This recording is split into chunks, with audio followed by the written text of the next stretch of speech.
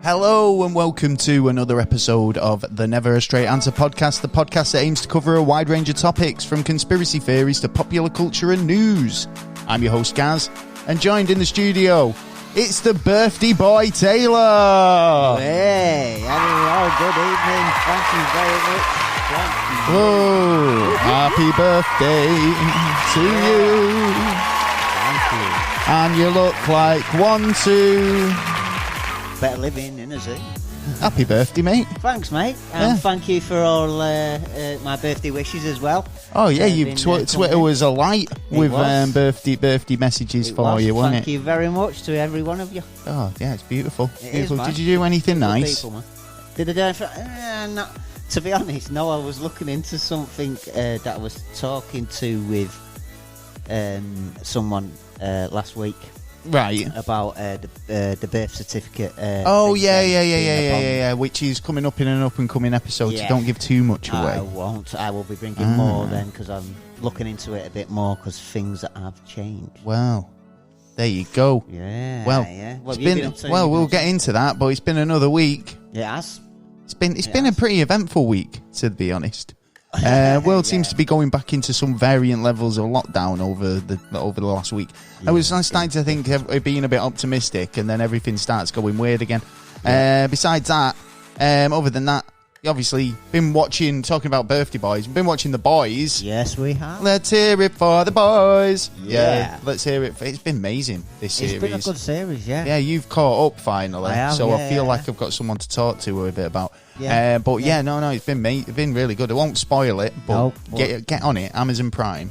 Obviously, there's a link in the description where you can sign up for Amazon Prime to get The Boys. You can watch The Boys. Watch a couple of shows actually. And there'll be a link in there where you can sign up for a 30-day trial. Yes. Max it and then just cancel it, innit? Yeah. Make sure you cancel it. No obligation. Yep. That's what you do. Make sure you're on the ball. Other than that, been doing a bit of the winter deep clean around the house, doing all them bits and pieces, and pulling out the appliances, hurting me back. Oh yes, yeah. All that. Oh, do you know what I have been doing? Watching What We Do in the Shadows season 2. Never seen it. So good.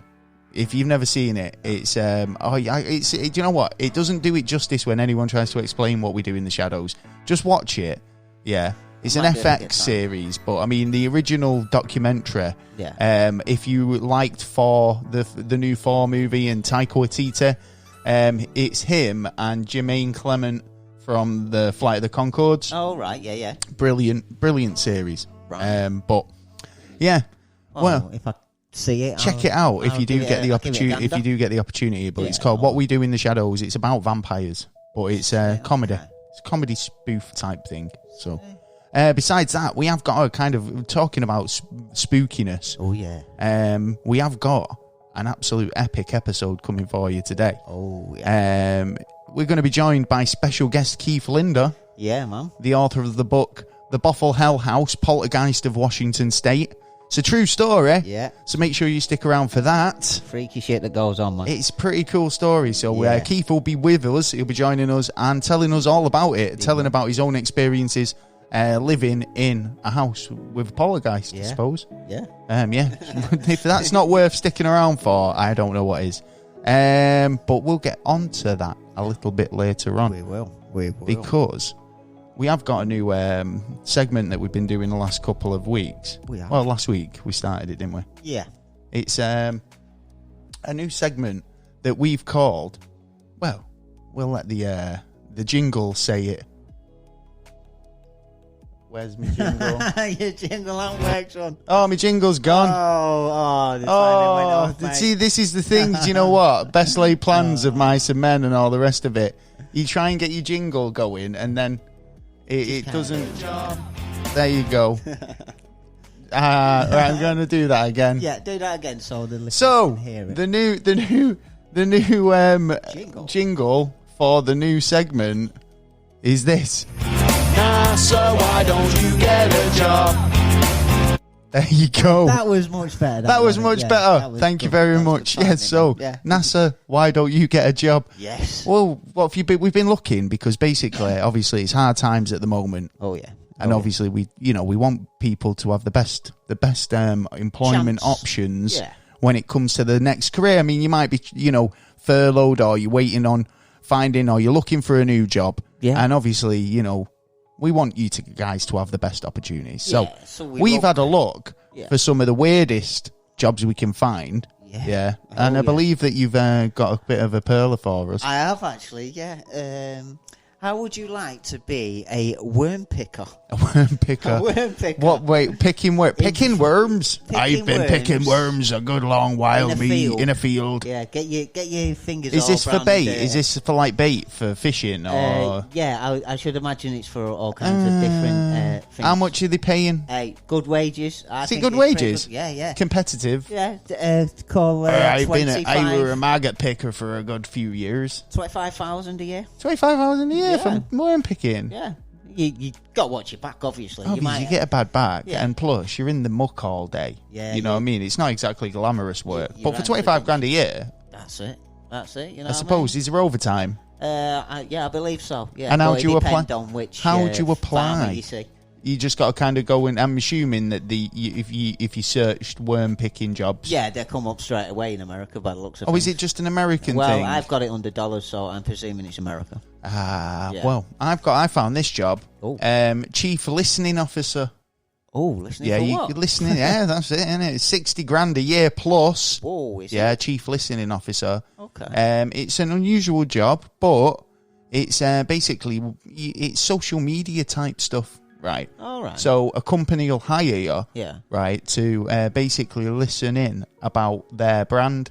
So. Oh, right, yeah, because they used to do it when you used to go on Twitter. If you had a complaint against, like, a company, you'd put it on Twitter and straight away the company would contact you and go, bang, oi, what can we do for you? It's usually because you've tagged them in. Faster. Yeah. If you've put them at their name, then of course they're going to be notified that you've mentioned them. Yeah. So I'm assuming that's why. But these guys are hired, and it's like I say, good wage. But to try and I might go for it myself. You just basically listen out for good or bad comments, and it's to help improve productivity and our products and services. Yeah. I think it's a good idea, but it's a bit kind of like. It's a bit evasive, isn't it? Yeah, and a bit wasteful thing as well. Why do you think wasteful? Because of the money that the company will be bringing in, instead of sharing it between the people who are actually working there, they've actually put it into one section. Yeah, but does it not help make your company work better? Yeah, I think it is a bit evasive. It's going a bit, and maybe above and beyond. Well, no, I mean, to be fair, you want to know what people are saying about your company, and if it's good or bad feedback. But this is it. You wait for feedback to come to you. You don't go actively looking for it. Yeah, Googling. That's like the equivalent of Googling your own name, isn't it? Let us know what you think. Well, you can apply for that job. It's Chief Listening Officers. And I might do that was listed on monster.com. Also, obviously, you might want to retrain. So I found this. It's a diploma you can obtain in ghost hunting and paranormal investigation. Is that kind of It's a legit. Well, you get a certificate. Obviously, certificate. You get a certificate, man. It's legit. Yeah. What do you want? Yeah, but the certificate could say anything, though. Well, their diplomas in ghost hunting and paranormal investigation gives you all the skills you need to carry out a scientific investigation. They teach you all about the different types of spirits you may encounter, the equipment you need to use to find them, how to run a perfect paranormal investigation, and how to turn your hobby into a full-time business.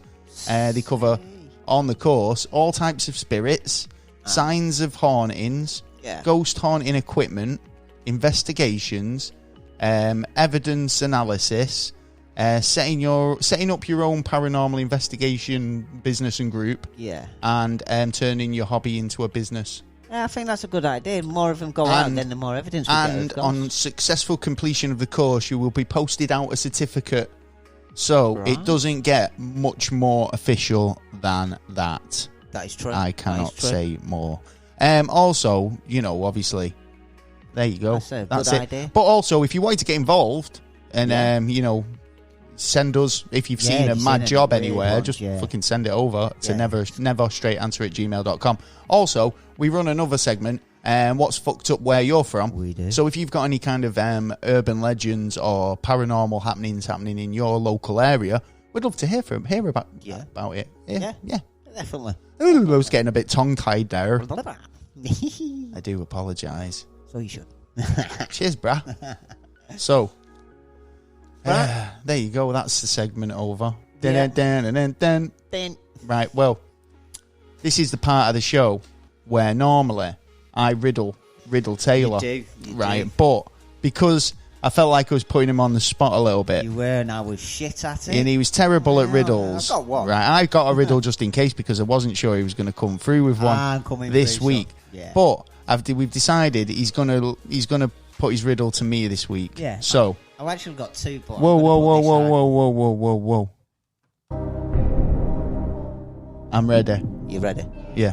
Sure. Yeah, I'm ready. Yeah. Okay. Listen up. Go for it. I can be. Yeah. No. I can be bought, but I can also be stolen with a glance. Is it? I'm worthless to one, but priceless to two. What am I? Your heart. No. Say it again.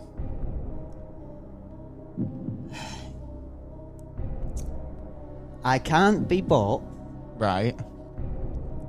but I can be stolen with a glance. I'm worthless to one, but priceless to two.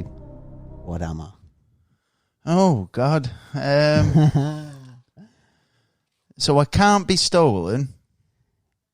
No, You can be stolen. I can be stolen. You can't be bought, I though. can't be bought. can't be So bought. I can't be bought You can be stolen with a glance. with a glance. With a glance, you're worthless to one. I can be but you're stolen with a priceless to glance. two. So it's I can be bought, Yeah, but I can be stolen with a glance. yeah. I'm worthless to one, but priceless to two. What am I? Cheesy biscuits. All right. Well, I'll have a think about that during the show. But pretty hard one. yeah, like I said earlier, our sponsored segment for the episode is Amazon. So yeah, if you wanted to get over, you can get. We're offering a 30-day free trial on Amazon Music and a 30-day trial on Amazon Prime Video as well. Links are in the description, but it's a good time for it because obviously Amazon as well have relaunched the fact that they do podcasts now. So I believe you so. can get all your Yeah. podcasts over, and you can find Never a Straight Answer over there as well. And that includes on the Amazon Alexa. So if you just basically got one of them dodgy devices that listens to everything you do, Little dodgy man in the corner. you can say, "Hey, listen to the Never a Straight Answer podcast," and it'll do it. Yeah. So hey, that's something, innit? Yeah. Try it out. Yeah, Let us know how you it's get worth on. it trying it just to see if you can. But yeah, you can get a 30-day free trial, which obviously you can sign up and then cancel any time. Get over, watch the boys, get on ours. You know the dance. It's all good. You know the cookie, my son. But you know the cookie. that leads us to our main episode. Big guest guy. Yeah, man. Keith Linder, absolute spectacular guest. He's joining us in the studio. And,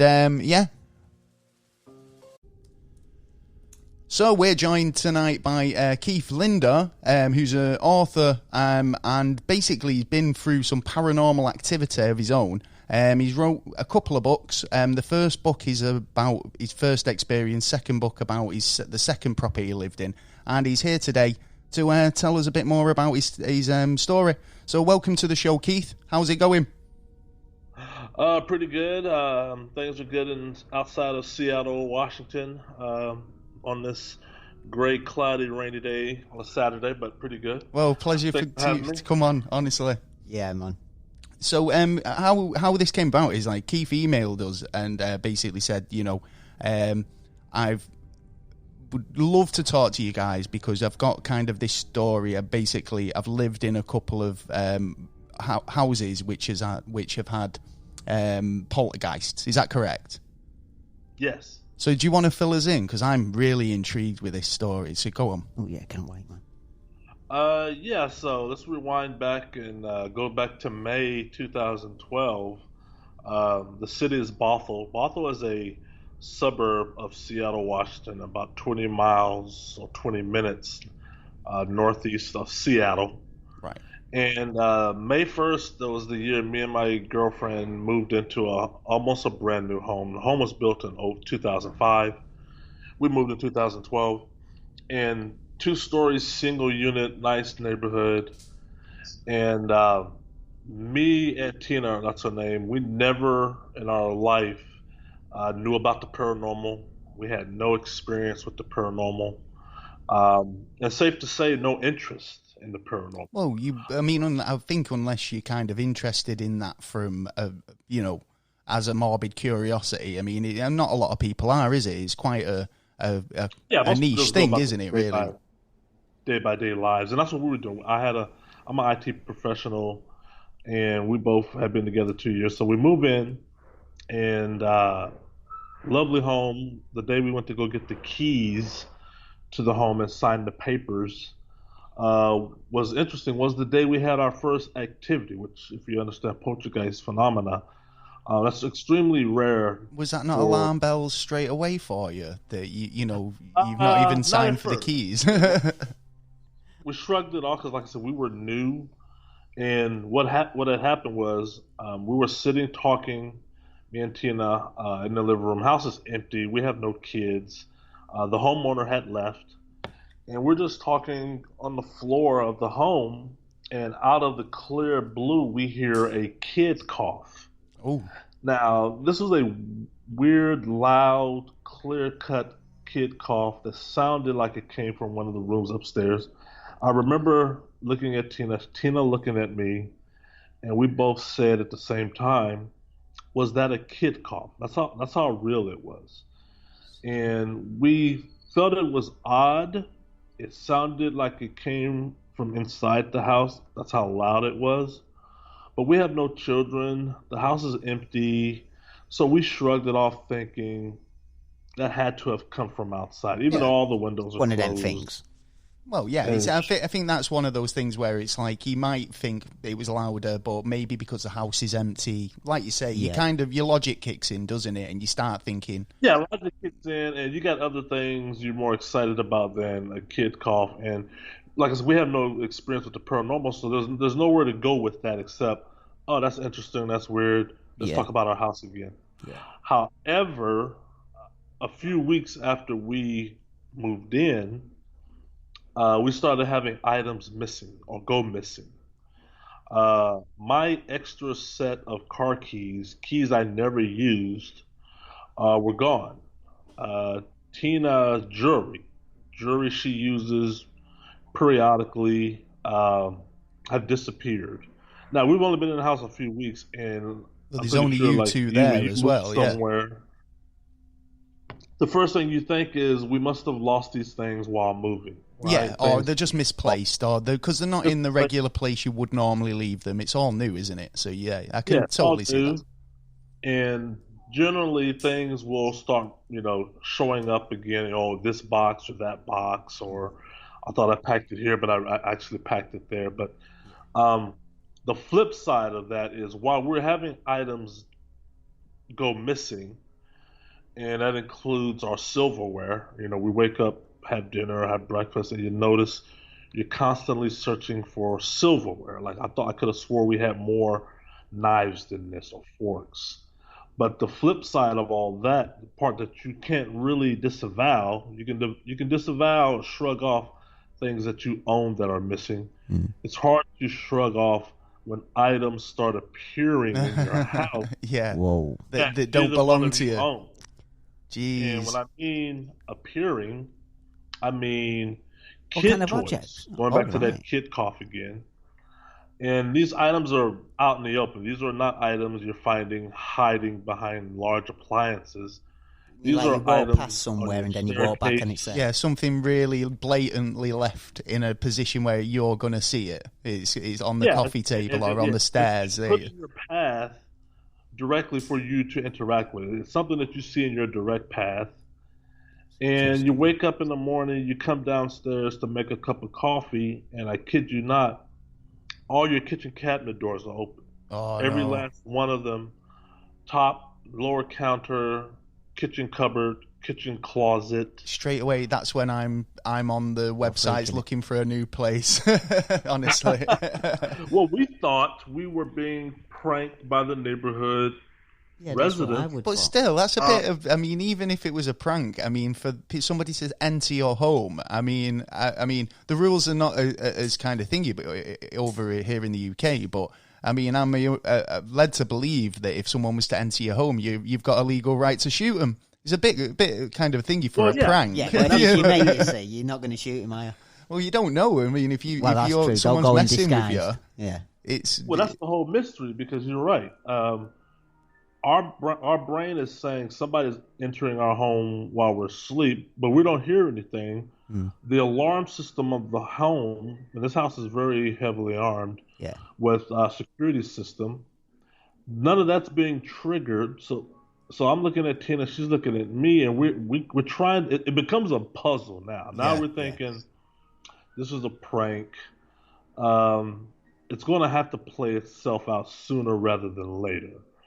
And probably maybe 6 weeks into living in the home, I guess the moment of realization finally set in that me and Tina now realize our house is haunted. Was the night we were watching a movie together, and Tina has this 4-foot tall plant by the entertainment center. And as we're watching a movie, this plant darts up, it levitates up in the air. I kid you not. And does a 360-degree spin in the air and falls back to the ground. Damn. And we both saw that. And soon after that, we realized, wait a minute, kid cough, finding toys, missing objects. And to confirm that, now, once again, to confirm all that, that night we went to the internet and typed in Google, how can you tell your house is haunted? What are the tall tale signs? I mean, there's got to be some information out there of course, yeah. in the internet. And everything, all the websites that we went to, we had already experienced. They were saying things that we had already experienced.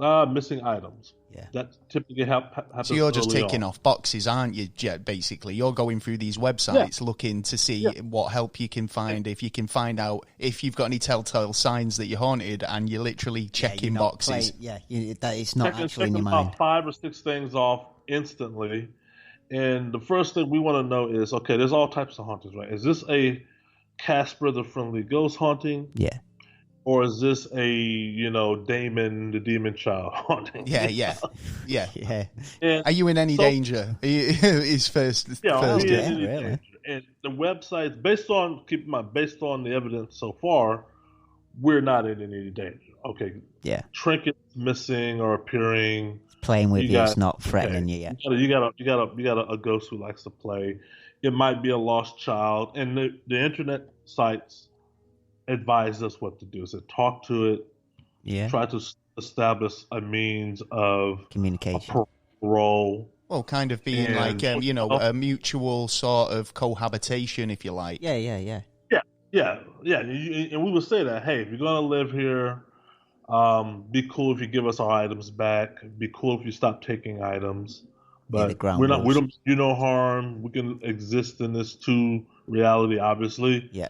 But it'd be good if you desist with taking our items. Yeah. But we got the opposite reaction. Really? Oh, right. We started talking to the spirit, or what we believed to be a child spirit at first, but that totally switched when things became violent. And by violent, I mean after the plant levitated that night, it was almost like we had reached a new stage because now items are being thrown. Right. Yeah. Shit, what? Loud Directly at banging. you? There's certain being cases, though, where there's been multiple spirits, and even though you might have been interacting with one, The other and ones that's have been got the rejected. attention, they've drawn attention from that, and then, took over, if you like. I mean, it could have been the fact that you might have had a child spirit, but then something else has kind of now you're talking Worst to it. demon that's coming Something in. else has stepped in. Yeah. Oh yeah, I mean, just to give a little bit of a spoiler, but once we found out, me and other paranormal teams. Oh, so you did have people there come in seems and to be a investigate. theory- Yeah, paranormal teams came in years later to live in the home and determine, based on the evidence, Yeah, I've seen that there some were of the video multiple footage. spirits present in the home. And this case, you can call it a case. This case tends to support one of the theories of the longer a haunting is allowed to continue or go on, the more risk of more spirits showing up on the scene. Right. More Okay. powerful. Getting There seems to be a powerful, a snowball effect. Of Yeah. It's almost like that energy's attracting more sort of like more opening energy. a wormhole, and then whatever's coming through, you can't stop. Yeah, and parapsychologist Steve Mera, who's in your neck of the woods, who came to the home twice. Yeah. One of the EVPs captured where a child voice said, when asked, the question was asked, and a response given through voice recorder of the child, a male child, said, "The demons are over there." Oh. See, so And yeah, guys, you were So sort of right the on child, there were other EVPs where you would have the voice speaking in third person, speaking about the other entities present, calling them out. You would ask how many shadow people are in the room presently, and the voice would say 3. Right. Okay. So, are you communicating you would with the say- child or with the other shadows, or were like you were getting the information from the child Well, about the shadows? Sounds from that it was a bit of a mix, was it? It was all the above. I didn't get the voices. The paranormal teams who came and lived did. Right. Yeah. I was not familiar with acronyms like EVP Had or you EMF reader, already moved out of the property at this point as well? Yeah. K2 meter. But I was definitely going to stand my ground. Me and Tina had the mindset, me especially, that I'm not going to be run out of my house, let alone run out by something I don't know. And can't see. I later learned. I mean, I was naive because you don't know the forces that are out there.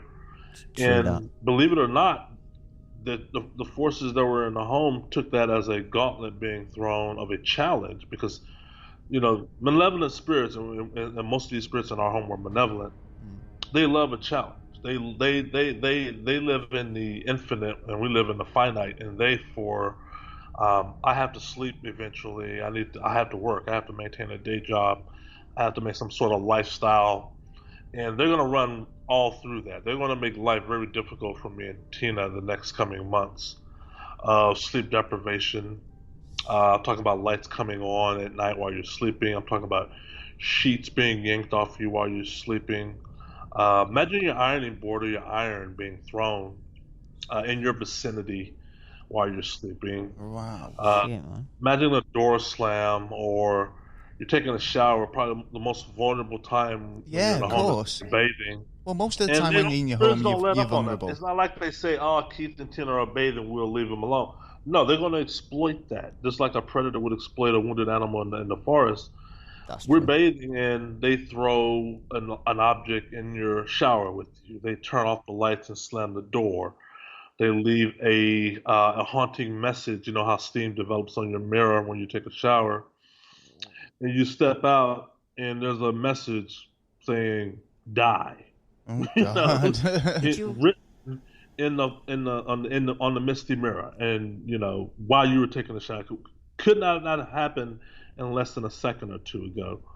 And all these things, and you're going to really get a kick out of this because this is just ultimately scary. You get up to go to work, you iron your clothes. I like to iron my clothes before I put them on, so I iron them. I lay them out on my bed, nothing unusual about that. Nope. And I go jump in the shower, and I come out of the shower, dry off, and I go back to retrieve my clothes, and they're hanging upside down from the ceiling. Well, they're nailed to the wall. Now, what's weird about that is the wall is right outside my bathroom, but what's even more weird about that is you don't hear the banging that got the nails in the wall in the first place. Yeah. Oh, Like, yeah. how did this 3-inch, 4-inch A nail? lot of force with just So one we're push. way past feeling like your neighbours are pranking you at this point, because obviously Wait. these things are happening right under your nose where you can't breathing, yeah. you know, they say, don't they? It's like once you've got rid of every other possibility, whatever, even if it's outlandish and crazy and ridiculous, if that's the only solution left, then that's got to be the answer. And it's like Sherlock Holmes quote: "Have you eliminated, that's the impossible? Yeah. Everything else has to be, the truth, right?" And that's one of the things I constantly battle with cynics and skeptics is, we could talk about strange noises, strange smells all day, and the jury will always be 50-50 or 60-40 about whether that was really a phenomenon or just easily explainable, right? What you cannot debate, me or Tina or anybody else who's experienced poltergeist hauntings, is levitating furniture, levitating tables, throwing objects, flying chef knives, spontaneous fires. I'm talking about fires that ignite when there's no accelerant, there's nothing to cause the ignition.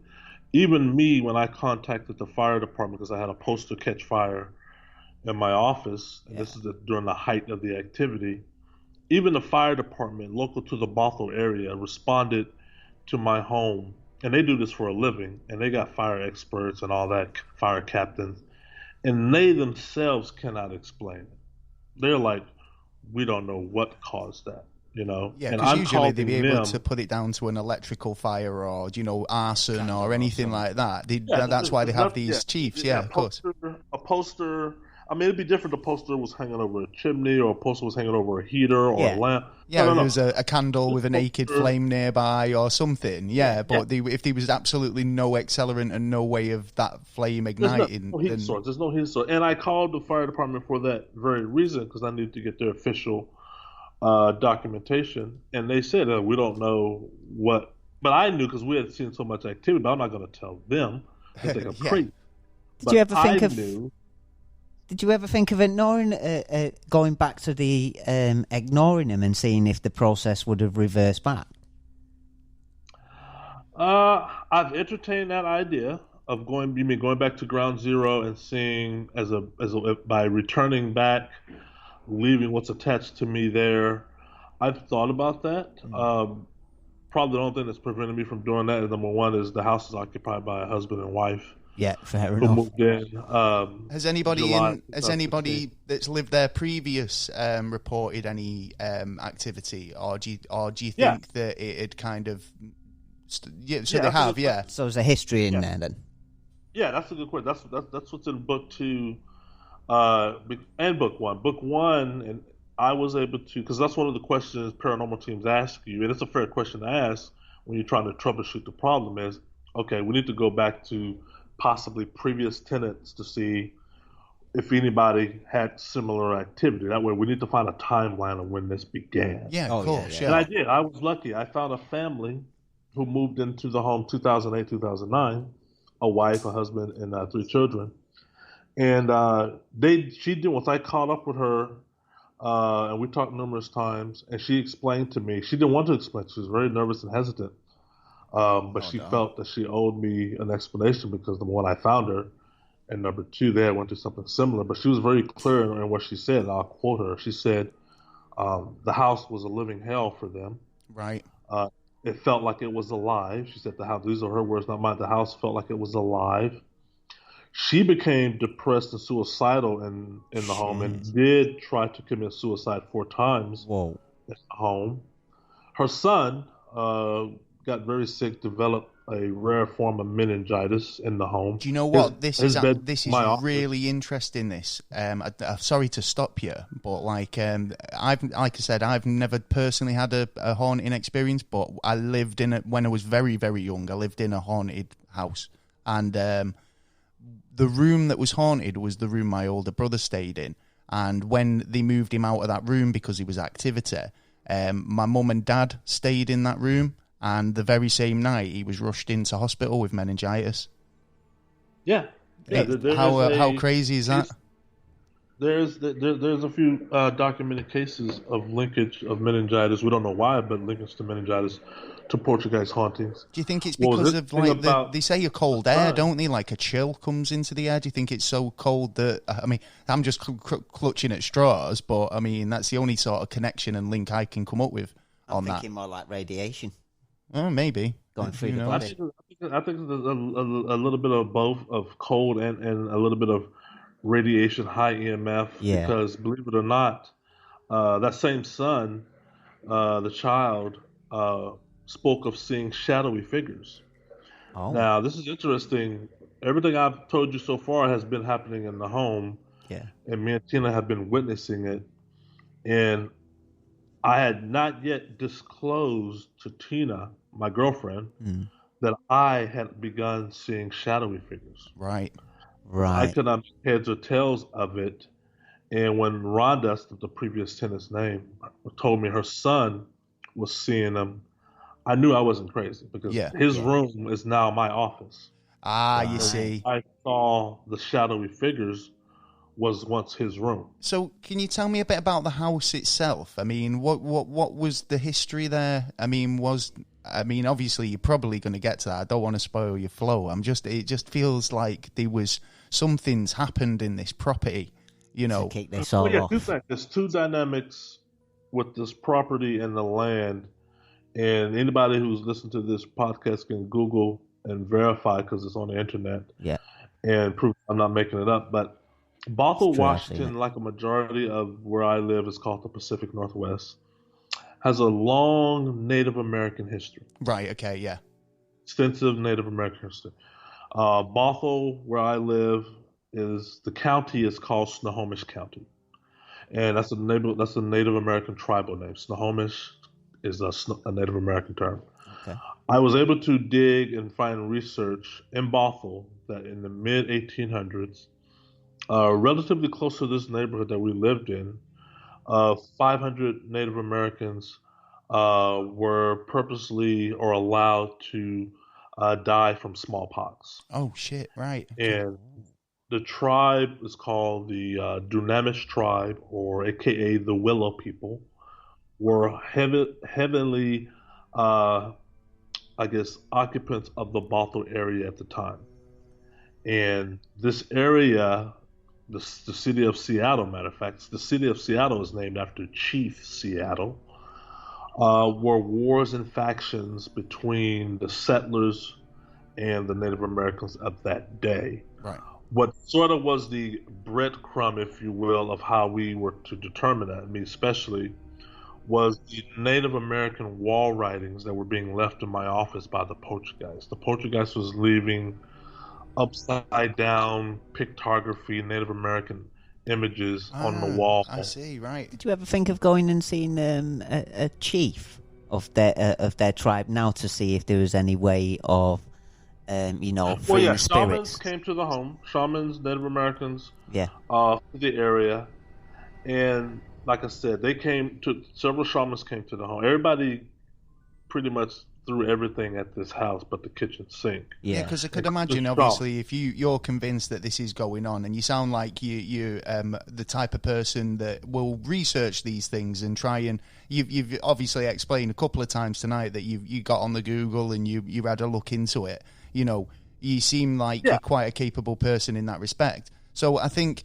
I do believe that when he says we did everything we possibly could, that you did. I'd be the same. I'd want to know what was happening. Actually. I mean, we did everything we could times 20, and some of it worked. Nothing. I mean, there's no silver bullet to the paranormal, but Yeah. it would lessen the activity for a day, a week, a month. And what a lot of people don't understand is we lived in the house from 2012, 2016. 2013, the activity came to an abrupt stop. And we had no activity for the entire year of 2013. So what was special about 2013 that made it so calm? Devil's number. That's probably gonna, no pun intended, that's probably gonna haunt me till the rest of my day because I would like to know. We cannot pinpoint anything we did specifically to make the activity go away for a year and 2 months, except for the fact that when I look at other poltergeist cases, they seem to run a campaign of 3, 4, 8 months, 5 months, 12 months, depending on the poltergeist case you look at. And then they go underground, meaning they go into like a hibernation. And that could be indefinite. There's a lot of locations now that have had hauntings back in 70s, 80s, 90s, the infield house being a good example. Yeah. People now come in and you're like, oh, is it happening to them? It's no. a tourist. Exactly. Yeah. And we'll never know because the poltergeists are not really going to tell us. And and I doubt they even know specifically, except for the fact that when me and Tina walked through that door that day, May 1st, something, be it a synergy, something they found wanting in us to where they said, they're the people we want to interact with. Because you got to keep in mind, when Rhonda and them lived in the house, it was 2008, 2009. Yeah, so there was a period in between us. Yeah, there was a period of calm, unless they were so kind of like because I do believe that there are people who are more perceptible to it, and then these people who aren't, right? Yeah, and you could have had a family live there who were totally insusceptible to it, or they didn't pick up on energies, and for those years, it couldn't interact with these people. So by the time you've moved in, and they found empathetic, kind, caring people who source to communicate with. And people who were a bit more perceptive to it, then all of a sudden these games to be had, there's fun to be had, and after a period of time where they've been dealing with people who they couldn't communicate with, potentially. Yeah. So was it after 2013 that I think they know or can tell or can see, but it's one of those. I mean, it's one of those biggest mysteries ever. I'm from Texas, and I can tell you, growing up in Texas, I've seen a lot of tornadoes in my day. I've seen a lot of tornadoes on the news. I've run from a lot of them. I've ducked in bathrooms and closets. And whenever a tornado, and you can ask any meteorologist this, whenever a tornado comes running through a neighborhood, one of the questions when a tornado dissipates and everybody's scratching their head is, why is that house over there still perfectly intact? Yes. Yeah. The whole neighborhood is obliterated. I'm talking about the houses next to it, and this house right here is protected somehow. There's an energy. Something's protecting it. But then that could be down to energy lines as well. One of the mysteries of, and we'll never know, but it's just, I think you're right. When certain people have a receptive factor that are drawn to it, that either wakes up the spirits or they choose to interact with you, it's like, going fishing. Why would I go fishing by myself? I catch all the fish in the world, but when I bring my family or my sister, I catch none, and she catches all the fish, and she's never went fishing. Yeah. I'm an experienced fisherman, but I like to think I'm an experienced fisherman. She kills my luck every time I bring her. It's like, the fish we're not going to buy from you anymore. We're going to buy from her. To be honest, I am that guy. Honestly, you've just described me there. I have no luck fishing, and whenever I go with anybody, no one catches. So you're a bad man. I've lured everybody to this hole that I've been pulling fish out left and right.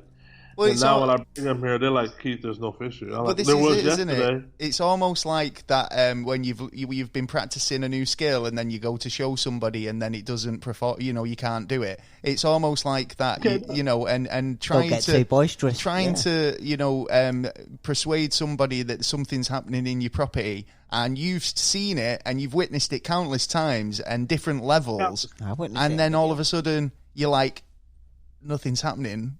I can imagine that's really frustrating. Did the actual it start getting violent when it come back after 2013, or did it start just before? When it came back in 2014, and this is true with other poltergeist cases, it came back much worse. Yeah. And that was one of the things me and Tina feared, me especially when I was reading up on poltergeist, because everybody was telling us, hey, these things taper off over time. It'll run its course, and you guys will be okay. However, there is a caveat to that. We do have to put a footnote at the bottom and say there is a caveat. if it should come back, not saying it will, but if it should come back, Yeah. it's always 10 times worse. Yeah, that's what I And was that's true. That's true. I mean, some cases, It's sort of you could probably be out gone away and before drawn it comes power. back. So when And sorry. I was going to just say the activity, compare the activity to what we lived through in 2012 to 2014 is night and day. Yeah. Because Yeah. the fires that I told you about, the poster fire, the wall writings, Yeah, it's a the different 3 level, bodies isn't that it? caught fire, all that happened in 2014. So obviously you've got to this point now where was that it then? Had you had enough by 2014? Was you thinking, right, we need to move out of this prop air? No, 2014, that's when we really dug deep in the sense Right, of okay, so you were we like, reached no, out to the I'm not Catholic moving. Church. I Yeah, see. the Catholic Church in Bothell, well, Seattle Catholic Church referred us to the Bothell Catholic Church, and the advice given was stand your ground. You guys, we'll help you. This is the church telling us this. We'll help you because you never know if these things will follow you, and if it follow you, it's always worse. If you want to have a battle with these forces, you want to have it here, not in your new place of residence. Right. So stand your ground, and it's easier said than done, of course. Yeah, of but course, we yeah. tried, and the activity, because keep in mind, everything that we're trying to do, we're trying to eradicate the presence, How's right? Tina feeling about all So this? if you go to a bee's nest in your home and you try to eradicate it, you know, what are the bees going to do? They're going to go after you course. like Oh yeah. fire. So now we're saging, we're smudging, we're bringing out Bibles, we're bringing out crosses, holy water. The priest is coming over, and the spirits are saying, "Oh, it's war now. Yeah. That stuff doesn't work on us." But just so you are clear that it doesn't work on us, we're going to ratchet up the activity. Oh, yeah. We're going to burn your Bibles. We're going to throw your Bibles back at you. We're going to confiscate all your crosses. So keep buying them off Amazon. We love it. Keep buying them. We're just going to confiscate them. Did any of And that kind of stuff work?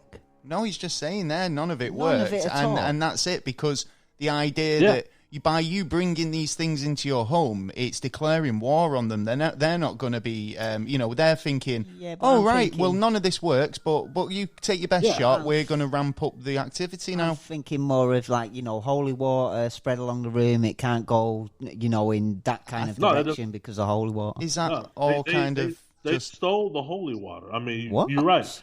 We would put the holy water, or the priest would, right? Put it on the boundaries or the borders of the home. Yeah. Leave us with a pint of holy water to say, hey, keep this pint or liter That is cheek. and sit it next to your Bible. And you wake up the next morning and that holy water is gone. That is It's gone. cheek. That is, So we're bringing yeah. lambs to the slaughter, essentially. We're just bringing weapons to That just, our opponent, and our opponent is throwing the weapons back at us, because I kid you not, that liter of holy water has never turned up again. It's gone. Really? I don't So know. it's just I don't totally know where it disappeared. ended up. Maybe it's just a dumpster somewhere, or I don't know, but we never found that. Well, like you say, when they were, like, initially they were making things just disappear. So, I mean, if you couldn't find your keys, then, well, They just what... disappear. Yeah, you What don't see use it have you again. got You with can it? ask for it. You can ask in a nice voice, but they don't care. I the only think when things you're that they tempting would things like return- that, I think when you're definitely Yeah. tempting fate, when you kind of, you are declaring war on these spirits, and you're basically saying, I'm not surprised if they're immune to these sort of defenses that you're bringing in, that they are going to ramp up the activity. So what at its peak, was that like towards the end of 2014, or did it carry on worse? It peaked for the entire year of 2014. The Bothell Hell House, my first book, The Bothell Hell House, I would say maybe 70% of that book is 2014. And the activity, it's 12 months in a year. We had about 9 months of what I call, on a scale of 1 to 5, level 5 activity. Jeez. Right. For 8 months. And all things consistent with the laws of physics, it can't maintain that level of consistency for long. So things started going to a level 4, level 3 in 2015. That's when paranormal teams started catching wind of our story. Yeah. Went from afar to witness phenomena to capture phenomena And and did try did to they get to the actually root cause. catch any evidence, any sort of activity themselves, or was it a case like you said earlier where there's some video. it's almost like you're inviting teams in to kind of witness it for themselves, but then it's quiet?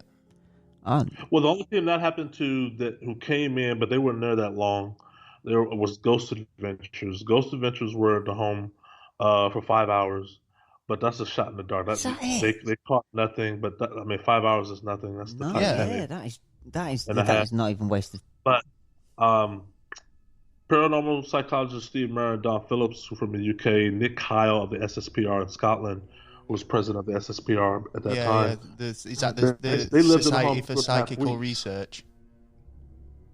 Yeah, Yeah. and Steve and them captured. This is trip one. Over 434 EVPs Oh, right, okay. Yeah.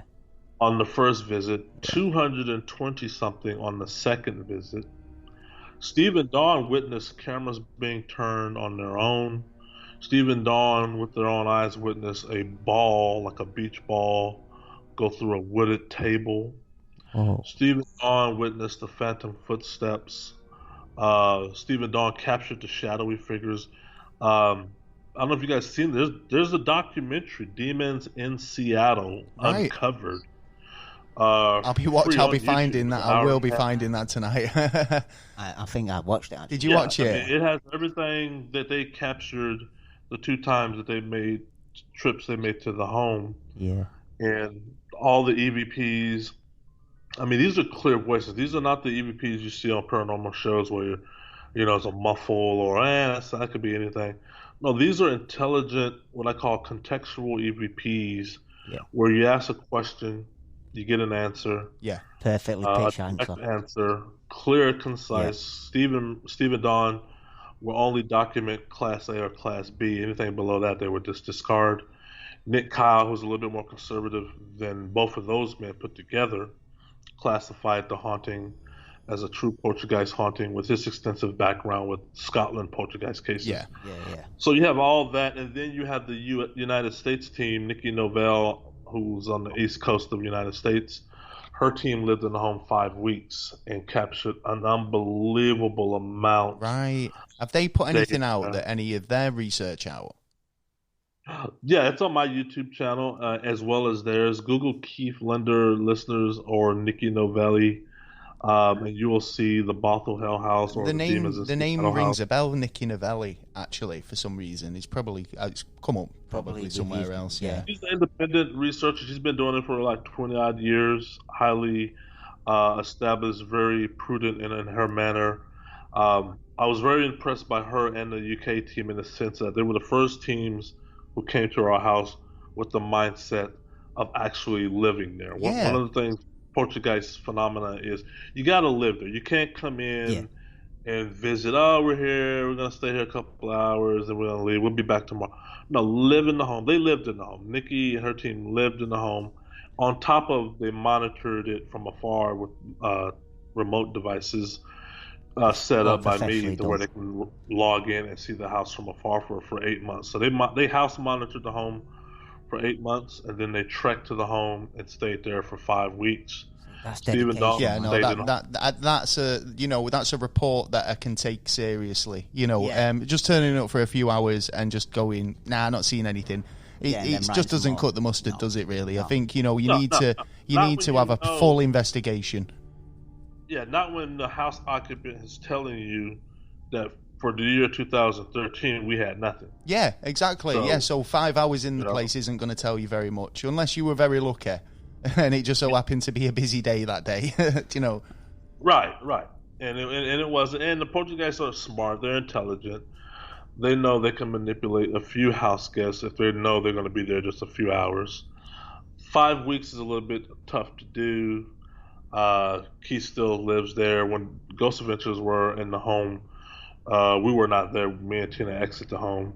So you change the dynamic right there. Yeah. Nikki and Steve were smart enough to know, no, we want to keep you in the home, Keith.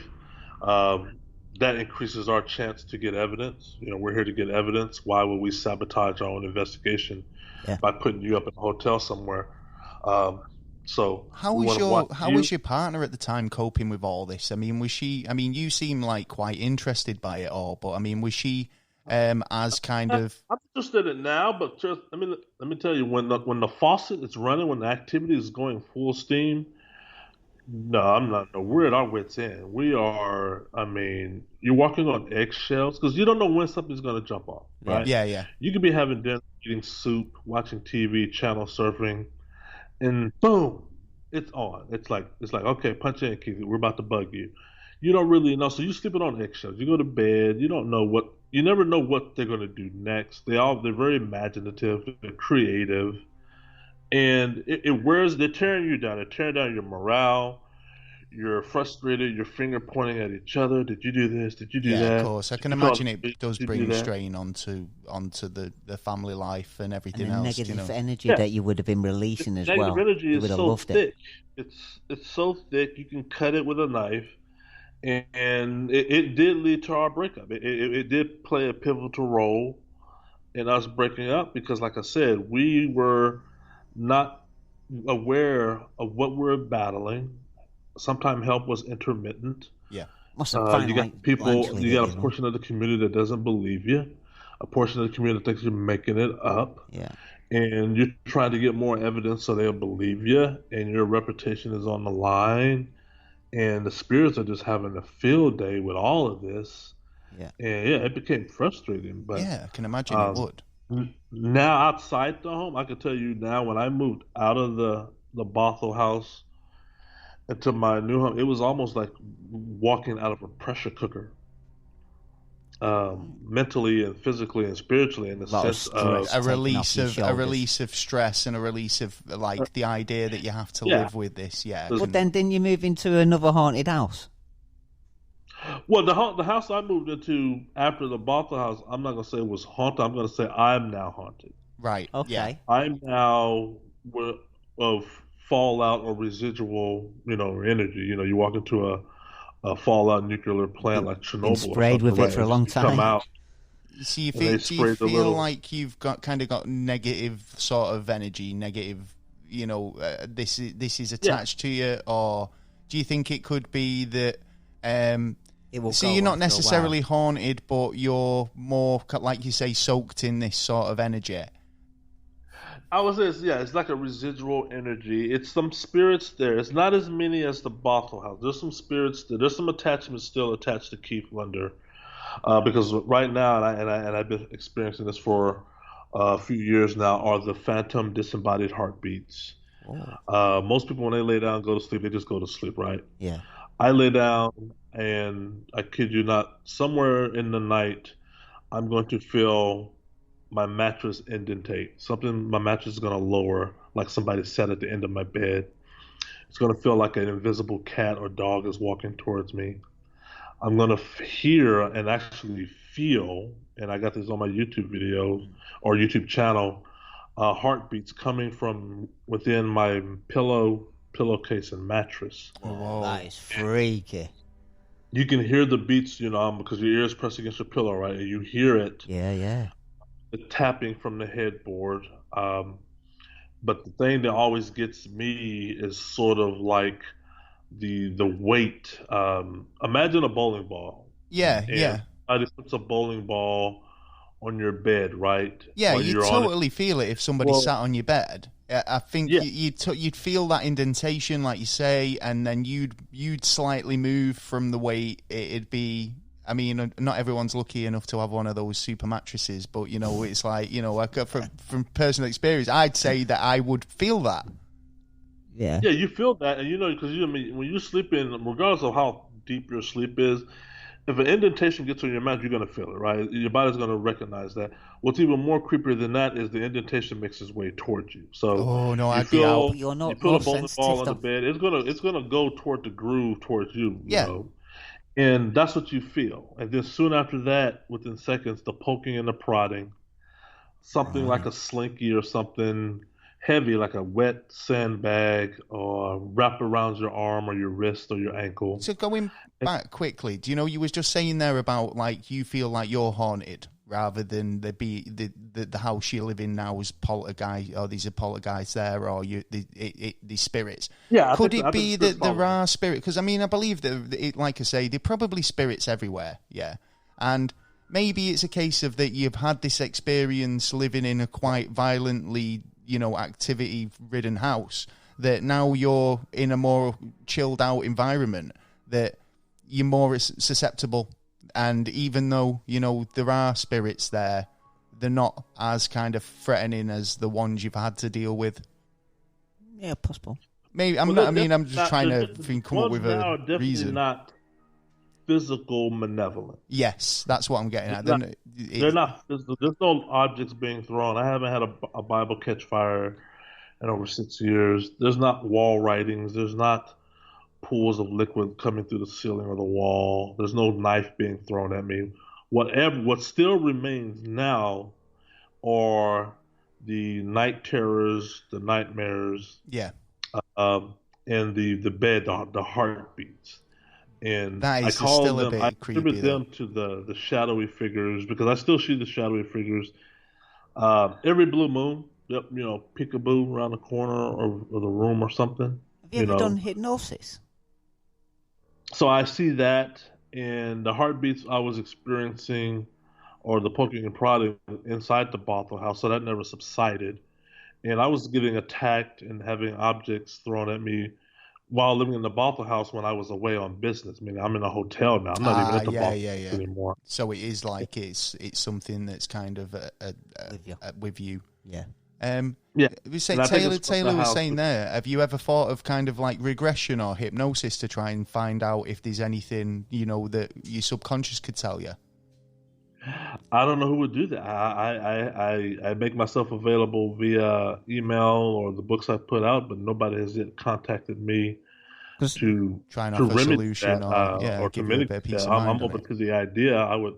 I'm just thinking that what it actually is, but it could actually help in one way on like your night terrors. Then there's obviously something within you, let's say, that's bothering you, and that something might come out of it, or you might actually get some answers that they might be able to get the answers to your questions. Yeah, I think the idea of like this, the idea like you say, you've looked into the history of the Bothell house, and you've you found out that there were kind of historical connections and tragedy and stuff happening in the area, but it's not specifically located to your place of residence. I mean, if you could kind of say now it's changed. That a few houses in the area might have had the similar problem, but it was more targeted on that one residence. So it almost does feel like something's rather awoken or kind of latched onto you. Yeah. Now, we were talking about the Enfield case, weren't we, a while back? Done it, the Enfield poltergeist, and they were talking there about I think Janet, the young girl who was basically having the majority of the problems. Yeah. She was saying that they were playing in a churchyard earlier in the day, and then she felt like something had followed her home. Do you know? So could it be that like you'd been somewhere that maybe kind of, they saw a susceptible person and thought, I'm coming with you? Except, I mean, that would have to be the Bothell house, because we didn't have any activity before. Nothing started. Like you said, you did. You said that. House. Yeah, nothing started. And Rhonda, the previous tenant, once again, going back to the previous tenant and her son, when I saw Rhonda, they were now living elsewhere, and they haven't lived in the Bothell house for over 6 years or so. Her son was still seeing shadowy figures in their new place of residence. That was not subsided. She said he still sees them to this day. Right. So it sounds like you're picking them up. She was just making a point of reference as to when it started. And I think with me, there's two things I did that if I had to do over, I probably would not do these things. And it's probably why I've had more of a attachment than Tina. It's because when the activity started happening in our house and around me, I took it a personal, made it a personal interest of mine to get to the bottom of things. I Yes. did the research. Yeah. I bought in cameras. I called the paranormal teams. I set up all kind of monitoring and surveillance devices. Yeah. So it's kind of true when they say when you look into the abyss also looks into you. Yeah. Yeah. The more I'm looking you've into gone to the gone to phenomena, war with them, the basically. phenomena looking into Keith Linder, and it's finding me wanting, regardless of where I currently live, and that cord has not been severed because I kid you not, the first day I moved into my new place after leaving the Bothell House, I had the water puddles appear, and I knew it was the spirits telling me on day one that we're here too. You moving didn't shake us. Yeah. Because I had that water puddle phenomena in the Bothell House. Could I ask? We were talking to the paranormal investigator Jade a couple of weeks ago, and she was talking about haunted objects. Could it be that you've acquired something, and then obviously when you've moved house, like you've taken that object with you? Is there anything in and it could be in the bedroom? That's why an object that you have that actually. I mean, my belongings. I mean, one person recommended, Keith, when you leave the Bothell House, you're going to have to just pretty much leave with only the shirt on your back and just destroy everything because everything's contaminated. But you were talking about a considerable amount of property. Yeah. It's like giving up your whole life, basically. Start from scratch, these isn't it? things I bought or owned either before I moved to the Bothell House or bought while living in the Bothell House. Right, yeah, because he said when he moved in, they literally from day one there was nothing in the house. They'd literally just moved in, or picked up the keys. So I assume on that day there was no furniture there at all, was there? When you heard the cough, and had the removal vans even been there yet? I mean, so there. I'm just trying to rule out things that could possibly be a reason why this thing has chosen to follow you. I mean, thinking that you've brought something back, into your house, or maybe took that item to your new place, and then that's kind of been the catalyst for it. But like you say, when you've moved into your new house, was you not kind of like, oh, here we go again?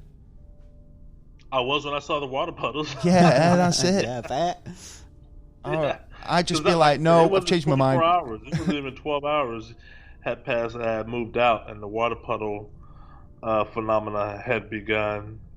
Did it help you packing, or did it just like did you actually have any problems when you were moving out, and like the spirits obviously knew you were going? Did they play around with you? That's a good question. A calm there. I'm glad you asked that question, because there's about an hour and a half video on my YouTube channel, and people can find it. Just type in Keith L. of the day I moved out of the Bothell House. Now, when I moved out, I had movers come in and grab all my stuff. Stephen Dawn and Nick Kyle had maybe left the home about 3 weeks ago. But I wanted to film the movers moving me out. I wanted to film. I had learned enough from watching Stephen Dawn that you can put video cameras up everywhere. Yeah. And if you're lucky, get some unexplained voices on there. Okay. And I wanted to just see if my moving out, where the spirit's going to give some sort of commentary, where they're going to say, what's he doing, or why is he doing, or whatever, anything. Yeah. So I went back to review this hour and a half video. It's a video. And you can see the movers moving in, taking chairs and couches out one by one. And I kid you not, probably the last 35 minutes of this video, and this is remarkable evidence.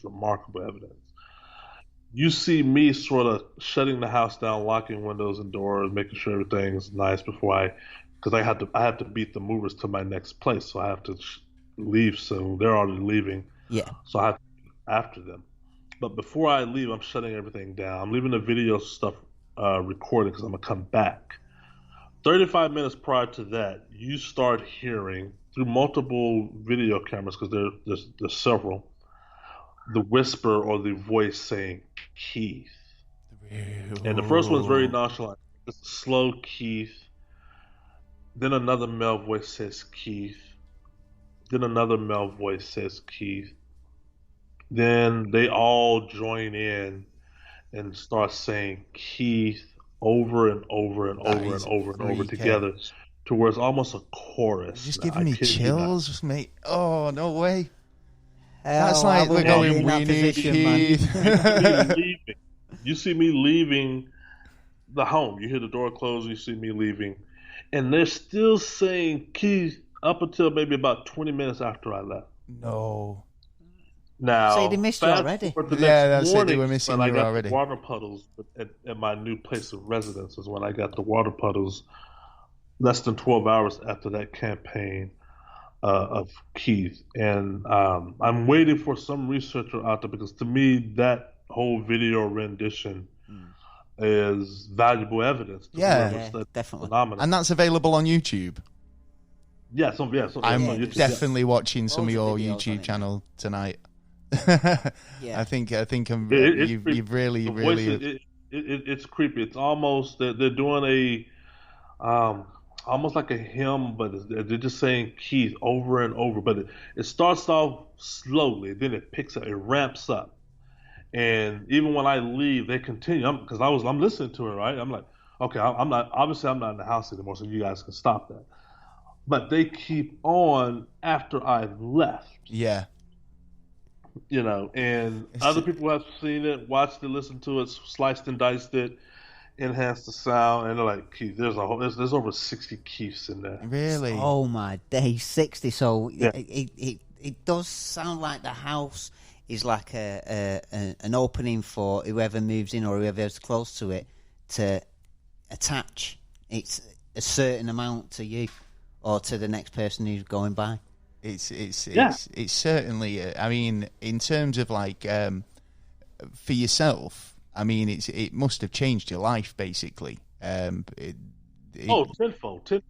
That's why there's a book 3, and book 3 is not the phenomena or the experience, because I basically have nothing new to report, except but book 3 is going to deal with the physics and the mechanics of my phenomena and other poltergeist cases. One of the things I noticed with our case and others that I've read are the similarities in the phenomena.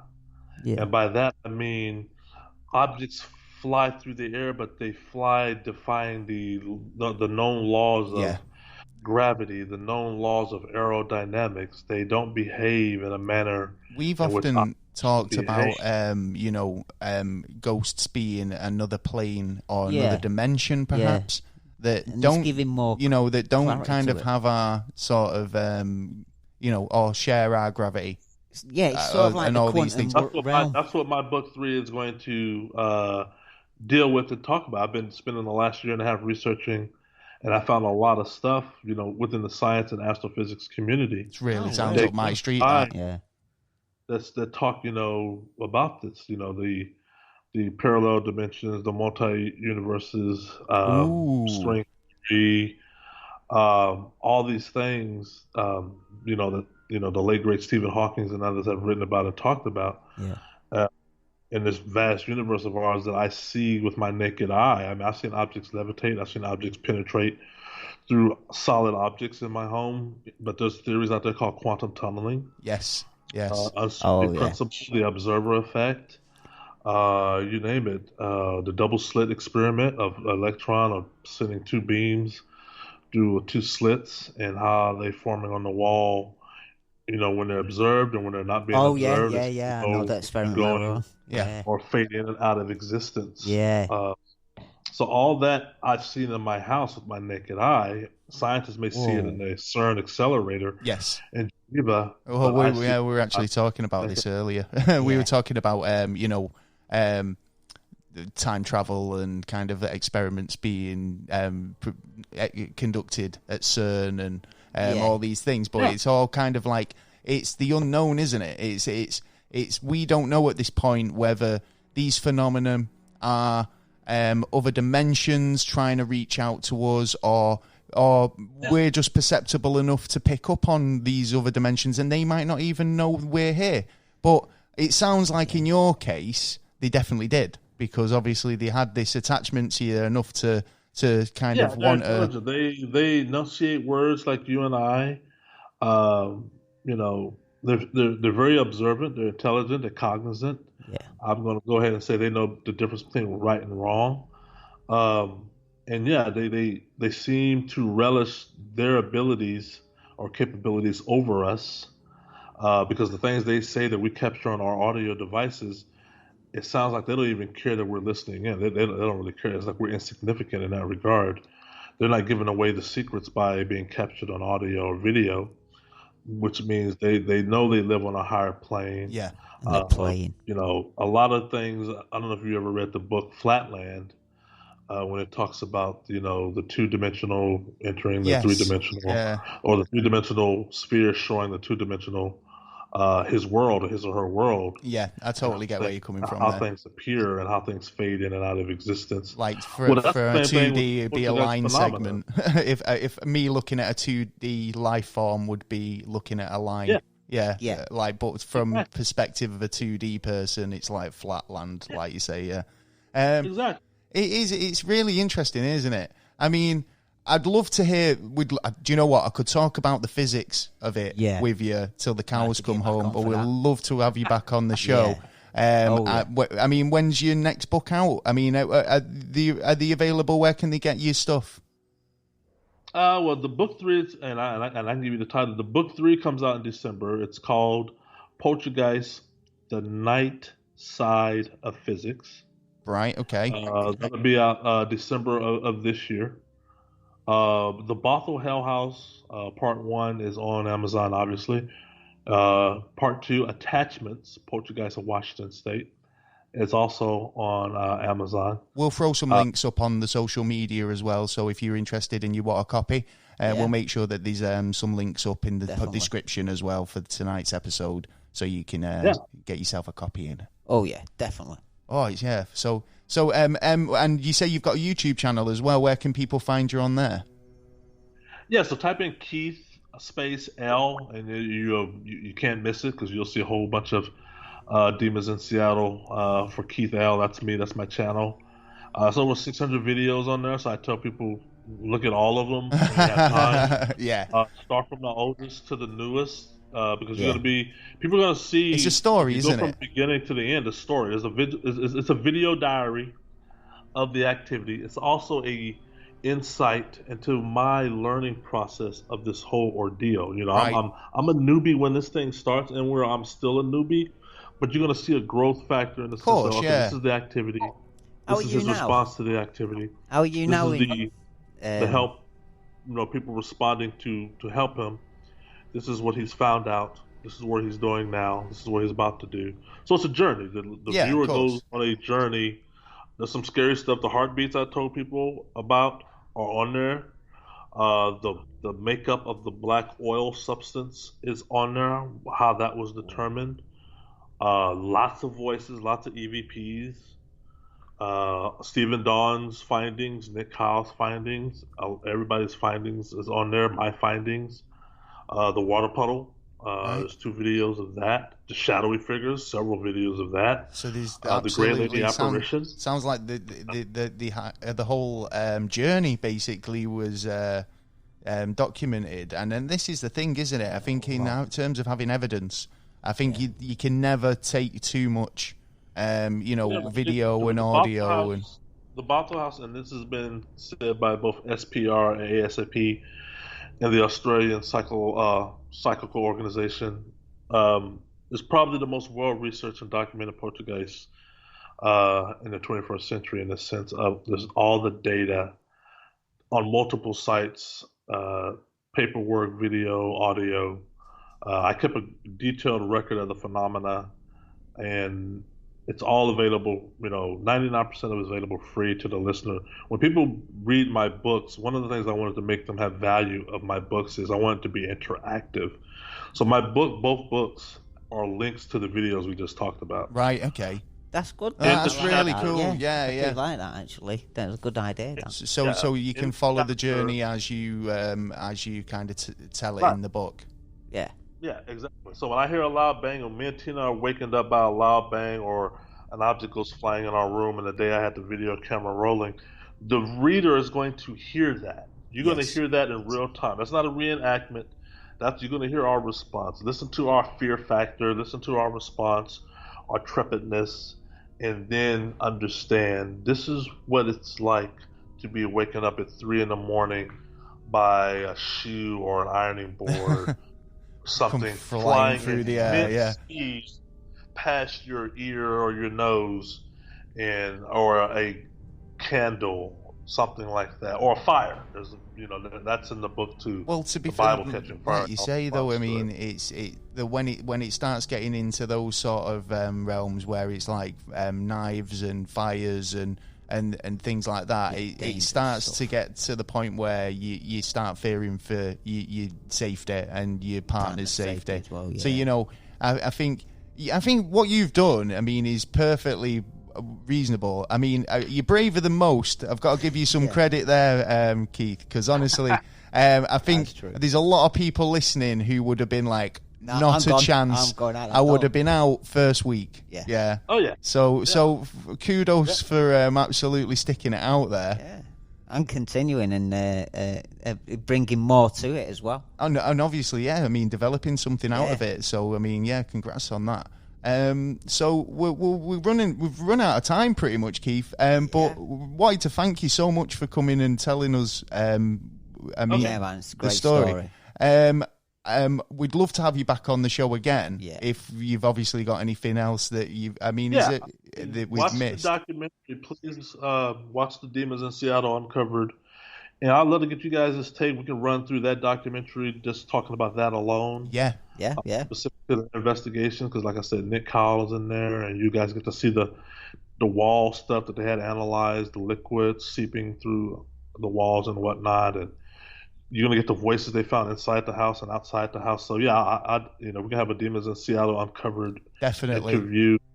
100%, and I'm sure the listeners would love. It's free available, so it's anybody who's cynical critic or believer can't.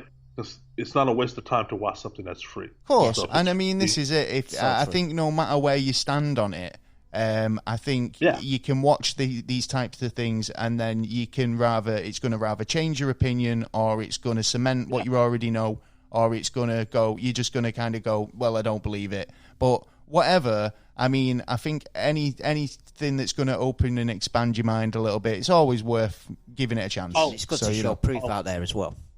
So, well, thanks again, Keith. It's been an absolute pleasure to have you on. And like I say, we'll definitely arrange something again for the near future. So, cheers, mate. Yeah. Thank you so much. Thank you very much, man. All right, guys. Thank you, and stay safe out there. Cheers, mate. Yeah. So, what did you think of that? Oh, marvellous, mate. Marvellous. It's an interesting story, isn't it? And I mean, like, he tells it so well. I think, I'm not sure about, like, the spirit following him. I'm not sure what to make of that, because I like, I'd be, personally, I'd be a bit kind of paranoid moving on anyway. Do you know what I mean? I'd still feel like a bit, Well, yeah, but you'd have to So maybe it's just a case of that it's just a... But no, I mean, like, what he's saying, obviously, it's like he knows better than anyone, and I'm just speculating, if you like. Yeah. But tell us what you think, what you think of the whole story at home. We'd love to hear your feedback. Leave us a comment, and we'll let you know. And obviously, we'll get back to you. We always do. Yeah, we do. It is a crazy world indeed. It is. But moving on, have you got anything you want to add about it? I just think it's strange about like it being in one house and how it seemed to get hold of him.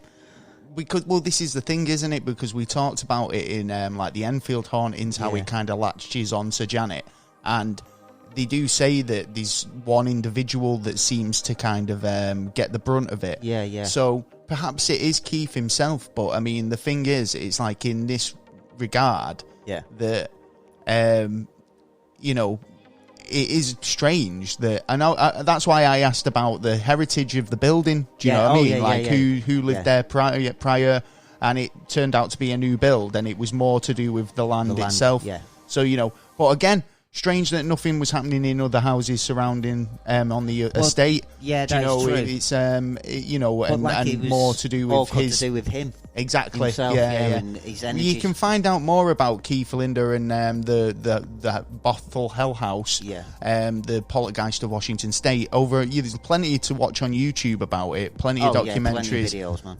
and videos on there. Yeah. Also, the book's available on Amazon. There'll be a link in the description as well for that. Yeah. So, He will be. without further ado, though, it's the news. Yeah. It's the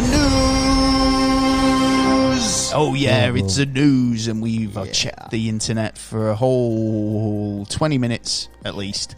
25 minutes. To find the craziest news stories on Earth, space, and beyond. Some crazy shit, man. Totally crazy. I got a good story this week sent to me by a good listener, long-time listener, Gareth. Yes, Gareth. Keep trucking, I need to find this story, though, because it is actually really interesting. Yeah. And it pertains to King Tut. King Tut, if you like. And apparently, his dagger, right? Dagger, okay. Yeah, it's really interesting, this, right? So, apparently, when they've unearthed King Tutankhamun, right, they found that he was, buried with a few items. One thing was a dagger, right? Now, they've been analysing the dagger. They found out that the metal that this dagger's created from has a sort of a unique sort of metallic compound blend, I suppose, so alloy. Okay. Yeah. And it turns out that the dagger is made from a comet. Ah. It's actually space metal. It's from outer space. Yeah. The dagger is created. It's been made out of a meteorite, I suppose. Well, if you think about it, they just when they're finding the rocks to I know, to make. but doesn't it come back to like this theory of like the Egyptians being having close links to extraterrestrials? Like, where would he have come up with this? It's nice. Obviously, it's nice to think that he's a king. He would have been found. This precious stone's been found. Yeah, he would have had it, but it's a bit strange, isn't it? Do you think? Well, what do you reckon? Well, yeah. Well, you're gonna. Well, people say that there's a difference. A feeling difference, like an energy from the energy and stuff like that. Yeah. So I suppose people have gone out there, looked, and then they've made something, or they've found this and gone, "Well, I'll make this for King Tut," and presented to him so he don't cut his head off and shit. You know what I mean? It's nasty days. I think it's quite a nice little dagger as well, to be honest. I mean, pretty nice, stylish dagger, and I just thought it was really interesting that it was, they've analysed it, and it's just like, wow, it's it's something more to it than meets the eye, if you like. Now, I would have thought I would have gone the other way and gone, aliens come down. Aliens, but I'm being more. You normally are. You're normally the alien guy. I mean, what's crack? Are you kind of like you trying to be a bit more grown up since it's your birthday? You're like, it's just, maybe a year older, like more year wisely. You know what I mean? But no, I was just more thinking that, like I generally do, that could it be a simple thing of someone found a rock? Felt yeah, rock, probably is. It probably is. That was more than likely to. So then it cuts really off unless you've got any more proof. No, I agree with that. You know what I mean? So yeah, I was only no, that's cool. That kind of way. No, I actually agree with you. Yeah, I do. I reckon they probably found a shiny kind more of than likely, rock that was a bit different. Yeah, and thought, oh, yeah, have a go at that. Yeah. Anything you've seen this week? I've got loads of stuff.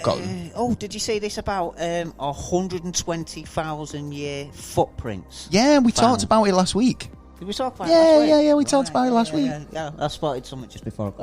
Yeah. Well, they were basically like saying that they were older than the sands of time. Yes. A lot older than previously. Yeah, because we're supposed to be 65,000 that we were around, years, apparently. But it was 120,000 years older. Oh, yeah. We did discuss it briefly last week. Okay. I'll move on then. we could have seen Loch Ness Monster, apparently. These new photos that have emerged. I did this. Did you? Yeah. Ah, there you go then. See what I mean? Yeah, and it looks like a back end of like a what you call it, one of them sea mammals. A sea mammal. A fucking sea monkey. Sea lion. And to me, it looks like the back end of a massive sea lion. But We're terrible. Yeah, but I can't see that it's anything much more than that, to be honest. Because it just pops up and then fucked off, basically. Yeah. I mean, at the end of the day, it's the closest evidence that anyone's captured, but it could just be a really big fish, to be honest. Yeah, very, very, very true. Yeah, very true. Let us know what you think in the comments. Have you seen? Oh God. Oh, jeez.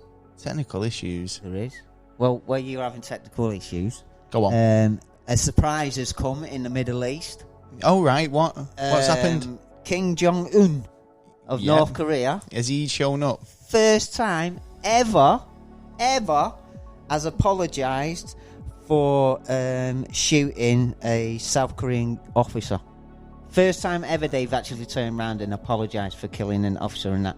And he disappeared last couple of weeks. Really? And they actually reckoned he was dead.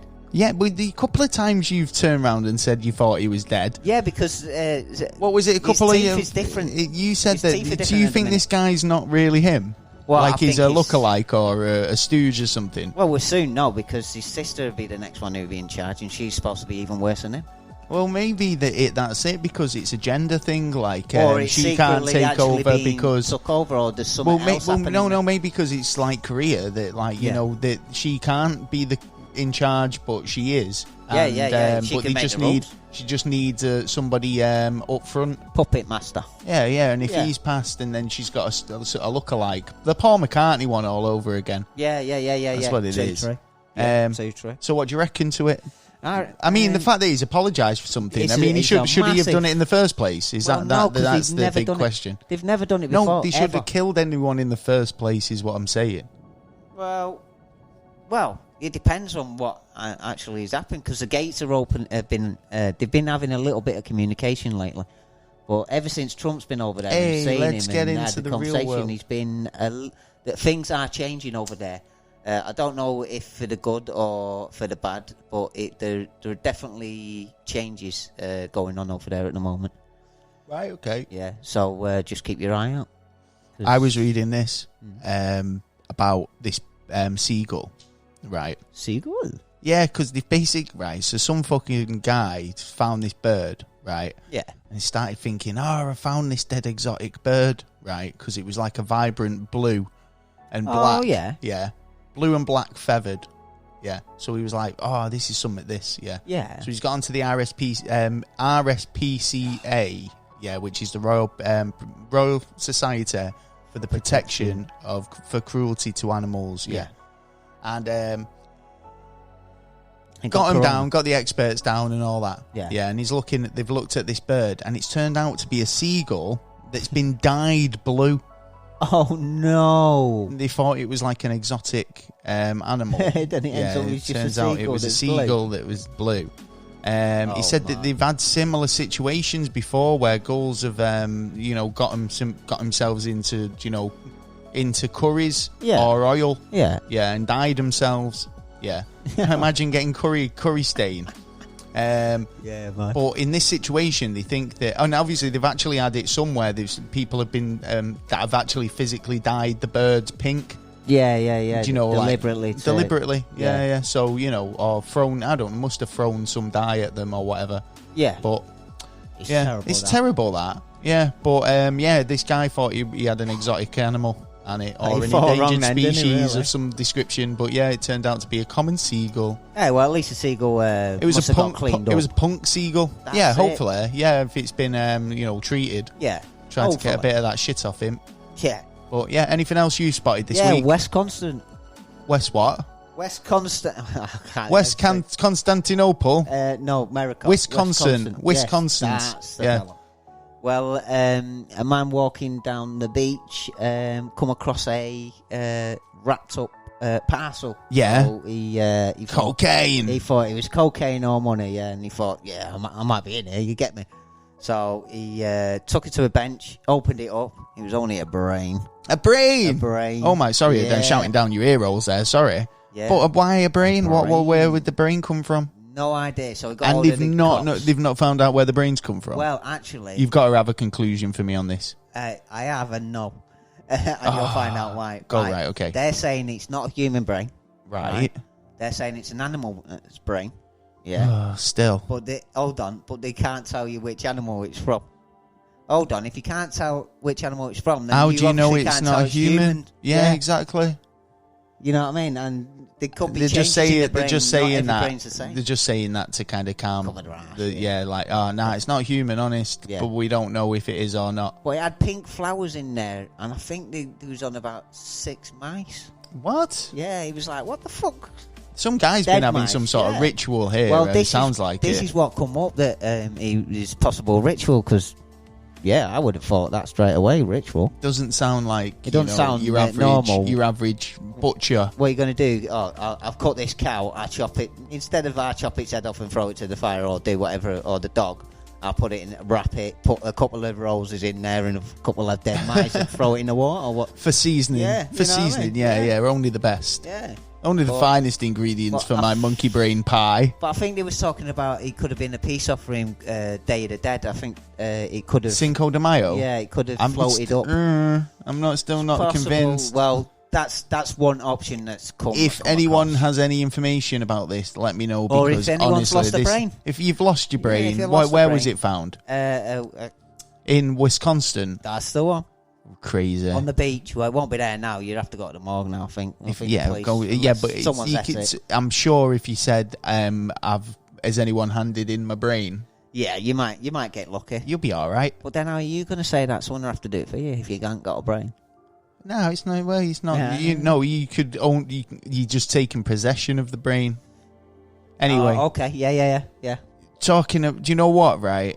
What? You know when you're at work, Yeah. yeah, and you're having you want a bit of 5 minutes. Oh, Right. more like 10, yeah. Everybody's got that little spot. Yeah. Do you know what I mean? Where you can slope off Yeah, you can for a sneak couple out of for minutes. a couple of minutes, yeah. Sneak and just back, have a cig, have Yeah. a fag, chill your boots for 5 minutes and then get back in and have a get your brain brew, have a working. quick 2-minute rest up or whatever. Yeah. Even if it's just sitting on the loo. Well, Well, this yeah. railway worker All right. has been suspended. What? Now, I mean, he's taking it too far. Yeah. Yeah. I think. Yeah. Well, this railway worker has been suspended after his man cave was discovered Okay. underneath a railway. Oh. The authorities were tipped off by an anonymous party that this worker was holding drunken parties in the room.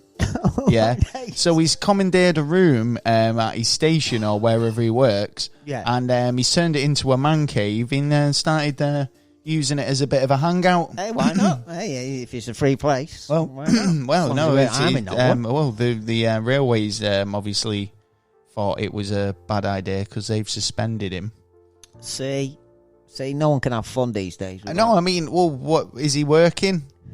Hey, Well, what do I yeah. look like? A guy who ain't lazy. If he's in there when he's not working, and fair dues if he's not, not being disrespectful to the place. What? So But- if it was his brew time, yeah, if it was like his little den, like you said, like his little, hobby little room. Yeah. People can have a party, chat, yeah, do, he's you having know, a party though, and having a party. I mean, I think Well, he was yeah. drinking and stuff. Do Yeah. you know what I mean? I think obviously there's a difference between having Depends how big his party was. having your lunch break. Yeah. And, Oh well, you don't want a party on your lunch break now. Well, do you, yeah, well, this really? is it. Is he coming there back in, Mind you, it'd in be private time? How big was the room? Was it a function size room or what? Well, it must be. And plus, if Must it's be quite underground, big. it Yeah. must be quite good for noise. So, like, Yeah. is it going to be? Is he been throwing Traffic raves going down there or something? Hey, yeah. Hey, now if he was getting profit from it, then that's Then that's a another different matter. story, Yeah, isn't it? yeah. Yeah. I mean, I don't know. I mean, we could be blowing this way out of proportion. Like Yeah. he's got a hanger Yeah, or something, yeah. but like Yeah, it could be it's like this a is little like a shed. literary fucking shed, yeah, Yeah. like with a table. You can fit 2 people in there in a chair. Well, good. I mean, fair enough. But I mean, the guy's been suspended now, so it's obviously a short-lived dream. Yeah. Oh, yeah. And yeah. I'm wondering Looks like it. whether like he's going to have he's not going to have access to that. Well, not in the no more. future. Not unless there's another way. Yeah. You might be able to get out. Oh of it. well. You never know. So Well, I've got to say, people, this is probably a health warning than anything. This is a public service announcement brought to you in part by Taylor. Yeah. Well, there was a construction worker in America who was... was he hoggling at ladies? No, he was eating. Oh, okay. And he... what was he doing on the beams, like in the old school movies, like eating his lunch on a beam? Kick his ass for that shit now. Okay, go on. So he's for 2 weeks straight, he would have a bag and a half of black licorice. Right. So the other week he come in, finished his bag, dropped dead. He's poisoned himself, licorice poisoning. Well, actually, it turns out this is what the scientists don't are saying eat licorice. Now. It's grim. They're saying if you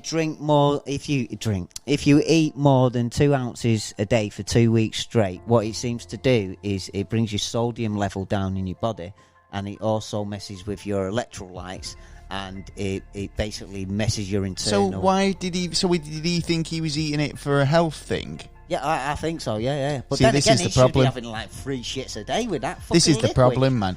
Yeah, but licorice root and stuff is supposed to be good for you, chewing licorice root. Yeah, but only so much. It's the same. Yeah, with it's the same with everything anything, else. isn't it? Yeah. I think if you overdo anything, like moderation, man. if you eat enough chocolate, you could probably kill yourself. Yeah. You know. Well, that guy who did McDonald's nearly did, didn't he? Oh yeah, the Super Size Me guy. Yeah. There's a few testimonies on food and you're mixing and matching it and not just staying with the same thing.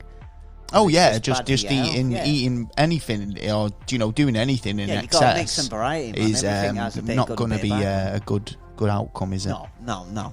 So you'd be blocked like fuck, man. So I mean, So what's the lesson there? I think just don't do anything in excess. I think, isn't it? Yeah, I think so myself. Yeah. Oh. Yeah. I mean, but it's pretty fast. That 2.5 weeks. Yeah. Well, 2 weeks. Well, I think if it depends if he was eating that much at home as well. Do you know what I mean? A bag and a half a day. Well, so let's say in the morning he had half a bag until lunchtime, and then after lunch he went and had a couple of more, and by the end of the shift he finished the bag. Wow, he must have been just really addicted to it, unless he knew that was going to happen, and he was just really.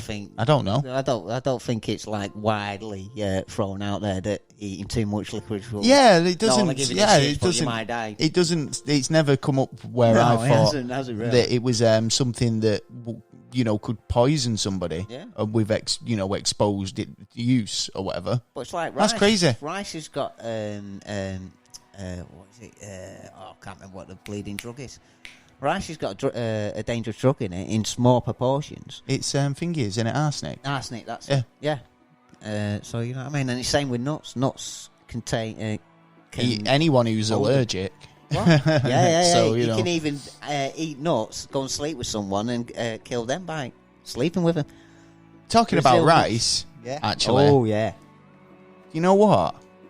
This is going to be. This is one of those, isn't it? You know what really grinds my gears? Oh yeah. Uncle Ben's. Right, Uncle the Ben's? rice, Yeah, right. So we're owned by Mars, and they're changing the name. What? Of Uncle Ben's. This is bollocks. The wrong, serious. This is bang out of order now. Right, so they're turning it into Ben's Originals, or Ben's Original. Ben's Originals what? Rice. No. Ben's Original.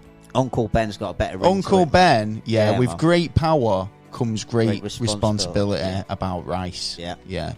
Now, they're claiming that it's to be more an inclusive brand. Do you know what I mean? I think, obviously, Uncle Ben's is Uncle Ben's, and everyone knows Uncle Ben's. It's not, what are they trying to say about Uncle Ben's? That they needed to feel the need to change the packaging and the name and the slogan and all the rest of it. I think we're at a time where it's fucking up Spider-Man movies, because what we got to say now, Ben's Original.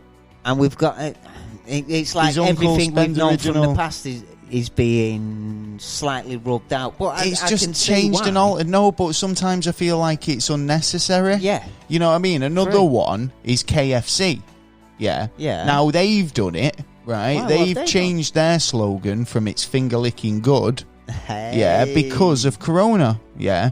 Now they want to avoid it saying, it holds finger licking in the slogan, so they don't want people to be licking the fingers.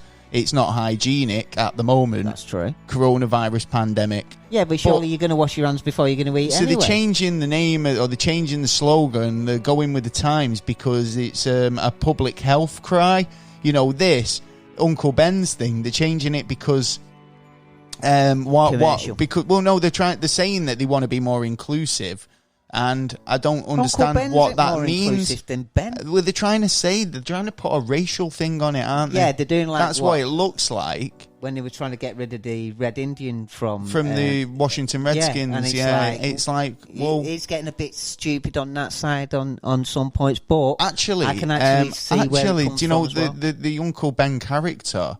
Yeah, was just some guy. Yeah, they paid him a bit of money to be the face of their product. I think there's no connotations to it. I think there's no sort of like that guy got a fair wage for his likeness to be used on a product. And if you want to change it, don't change it. I don't understand what the problem is there. But if you've got a comment on it, let us know and you leave it in the comments. I think the finger licking good thing. I can understand why they've done that and moved away from it. But it's like such an old catchphrase of the company. I would have put Uncle Ben's, kept it, and put other ethnic people in there. And gone Uncle Ben's. There's a range instead of just going, right, we'll just get rid of it. Well, yeah, considering they do all different types of ethnic. It would be cheaper as well. Well, if they want, well, no, they're trying to say all inclusive. They've changed the name. Yeah, but that's different, isn't it? That because they've contradicted themselves there, right? Because you've just made a very, very good point. Yes, thank you very much. Thank you. They're called Ben's Original now, right? They're trying to break away from the Uncle Ben's branding, but they make all different ethnic types of rice. Yeah.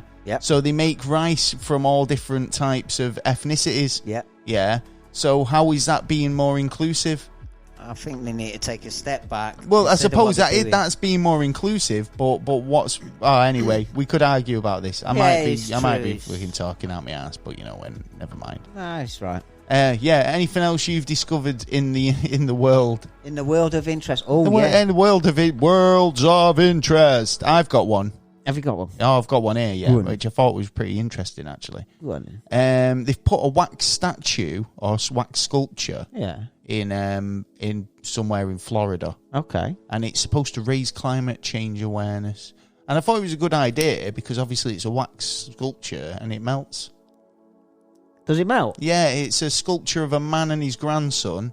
It's basically been left on a bench, and it's left there melting.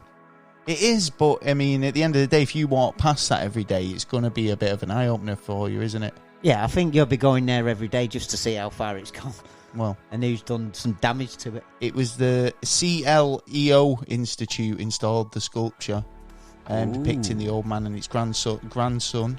Or granddaughter, sorry, sitting on a park bench outside the Orlando City Hall. Jeez, man. So yeah, it's pretty much a kind of like a meeting point for people. Do you know what I mean? Yeah. I can understand what it's trying to say, but it's hot in Florida. Do you know what I mean? Well, anyway, of course, but that I've sort of. On the climate thing, I've sort of not changed my mind, but I've sort of. Oh no, I agree that we have made an effect, but I think as well, like we've got other aspects going on. Yeah. I still kind of maintain my opinion on it, to be honest. Yeah, I'm still sort of in the right opinion, but I know more about it, and you can't change it fast because of global dimming. Because either way... Oh, you've been looking into this global dimming, haven't you? Global dimming will be a lot worse. You always have to be on the opposite flip-flop. Well, no, but you've got to see both sides instead of just looking at the glory. You've got to look at the bad as well, you know what I mean? You do. And then you're more aware of what's going to... What could go wrong. Yeah, exactly. Yeah, if anything's going to go wrong, you're on there. Yeah, you're on the ball. So, go on. Yeah. So you had a story for me? Oh, have you seen this about... I nearly sat on my cat then. Fucking cat behind me. Sorry. Squash it, go on. Squashed it. Fucking have you. She'll have your eyes out, that one. Go on. Have you seen this about like Welsh villages and little places in like Essex? I know Wales is closed down a bit at the moment. But yeah, and there were students come out today, like, or gathering together. It was like, what the fuck I've doing? seen loads of like Instagram video. I mean, I don't want to knock young people or students or whatever. I mean, I remember what it was like, and I think... Yeah, but you got to think about it. No, I understand that. And I was thinking about myself, like, you know, what I would have been like if this was happening when I was a teenager. Yeah. And to be honest, I don't even remember... I actually was thinking I probably would be partially unaware of most of what was going on. Yeah, do you know what I mean? Because I don't pay attention. You think you're invincible. You're more concentrating on where you're going on Friday night. You're not bothered about the news, and people will warn you, but you just go, yeah, whatever. Yeah. You know what I mean? I have no consequence for doing my actions. I not don't knocking care, you. blah, blah. Do you know what I mean? Yeah, not everyone's gone everyone through the does same. it, right? Yeah. And you know, but I think it's more government as well. It's coincidence that all this has happened. You can't blame the students for going to university and stuff and wanting to do the things that students do, like have a party and Freshers Week and all the rest of it. In Scotland, they had to shut down because I think 120 people had got it, so everyone had to stay in the dorms and was not allowed to go home. Yeah, yeah. Well, there's this fears for a lot of students not being able to go back for Christmas now because they'll all be in quarantine. Yeah. Especially in like student halls or you know, other students they got no food, no money. But the thing is, though, I mean, it's like I say, it's not the students. I do blame the fact that we've kind of brought all the students back. It's 5p's, isn't it, man? At this rate, you know, when everything's kind of like flared up again. Yeah. But when I say I've seen a lot of videos on Instagram and YouTube and stuff like that of gatherings of students like in Surrey and a lot of other places. Yeah. And you've got to think, well, it's not it's the people organising these gatherings who aren't putting in the work to kind of make sure people are social distancing, making sure people are wearing masks. A lot of people, it's on profit first, mainly. At the end of the day, we knew this was going to happen with people wearing masks. It's like you go up and try and enforce that with somebody, and they've had a drink, and they're going to go, "Fuck you, mate." That's why we got shut at 10 o'clock. But again, I just don't think this is it. It's like, right, look at the population as a whole, right? You got a population as a pie, right? Yeah. You've got a good half of that pie are under 18. Yep. Yeah, they don't use pubs, right? The kids. Children, teenagers, got a lot more old people now. Then you've got another good portion of that pie who are teetotals. Yes, don't drink. I don't drink right. Often. Then you've got who else is included? These, you know, it's like only a portion of the population. You're talking about is a pub goer. A pub user. Yeah. Right. So to cater for that small portion of the country, you'll put that whole of a pie, all the rest of the pie at risk. I don't get that. Yeah, and that's what I don't understand. I don't understand why they think that things switch on and off at certain times. Like we're not allowed that. You can start drinking earlier on in the day. Then that's what people will start drinking at 1 rather than going out at 8. Yeah, but we are in a way as well. We are being used as guinea pigs from the government because the government don't. Of course, they're testing all this shit on us, aren't they? And I mean, at the end of the day, but it's like. It just seems like someone's just throwing ideas out there and they're going with every idea, you know, and then changing it in their mind again. Oh, this is it. It's like we've run out of ideas. It's like they've got some fucking we're watching other countries. That's the thing. We're watching other countries and seeing how that's because the virus is getting like double. In doubling and doubling before there, and now it's hitting us roughly every week. It's doubling. But there's more to it on kind of flights in and out. You've got millions of people going in and out. Why are you having people going in and out if we're supposed to be quarantining anyway? Yeah, totally. There was a rumour that we were going to close our borders at some point. But there's a rumour in this America week, obviously, we've changed a lot of things. So it's a lot of getting used to. Yeah, and what about these old military bases that are going into like little villages? Opening up and putting more immigrants in there. Who knows? I don't know anything about. There's loads. That sounds like it's something else. Yeah, and people who report he's on arrested. one. He's on one now. Yeah, well, no. I'm just saying, like, that it's being untold. I'm sure there's a lot of stuff going on like that. I mean, for example, I didn't know about, right, but I'm sure that there's stuff going on behind closed doors, or even while this is in the forefront, that isn't being reported because the focus is too much on Corona. Well, and with that in mind, let's move on. Yes, because obviously it's going to be. I think over the next couple of weeks we're going to hear a bit more about it. I think we're all going to know. So obviously we'll try and not cover it as much as we can. But obviously, one message we will give you is stay safe about, and obviously just don't be scared. Look after yourself and others. Yeah. On that note, right, I've got one last story before we move on to NASA news. Yeah. Evil Knievel. Oh, right. Remember that guy? Great man. Yeah, hell yeah. He was a genius. Well, his son is suing Disney. Oh. What? Having this. His son's suing Disney? Suing Disney over Toy Story 4. Because in Toy Story 4, there's a character that resembles Evil Knievel. So Evil Knievel's son is suing Disney over the Daredevil character in the animated film Toy Story 4. Yeah. Kelly Knievel. So is it? Yeah, it's his son, isn't it? He's held the publicity rights for his father's name since 1998. Yeah. And according to a US district court, right, they've said that he's right. Do you know what I mean? Yeah, so they're basically, because it's a trademark, said put a lawsuit against Disney and Pixar. Good. Do you reckon? Yeah. I think it's a Disney movie, man. Just fucking, it's like he's claiming damages over $300,000. Hey, it could be 300 which million. is about £235,000. Hey, that's nothing off them.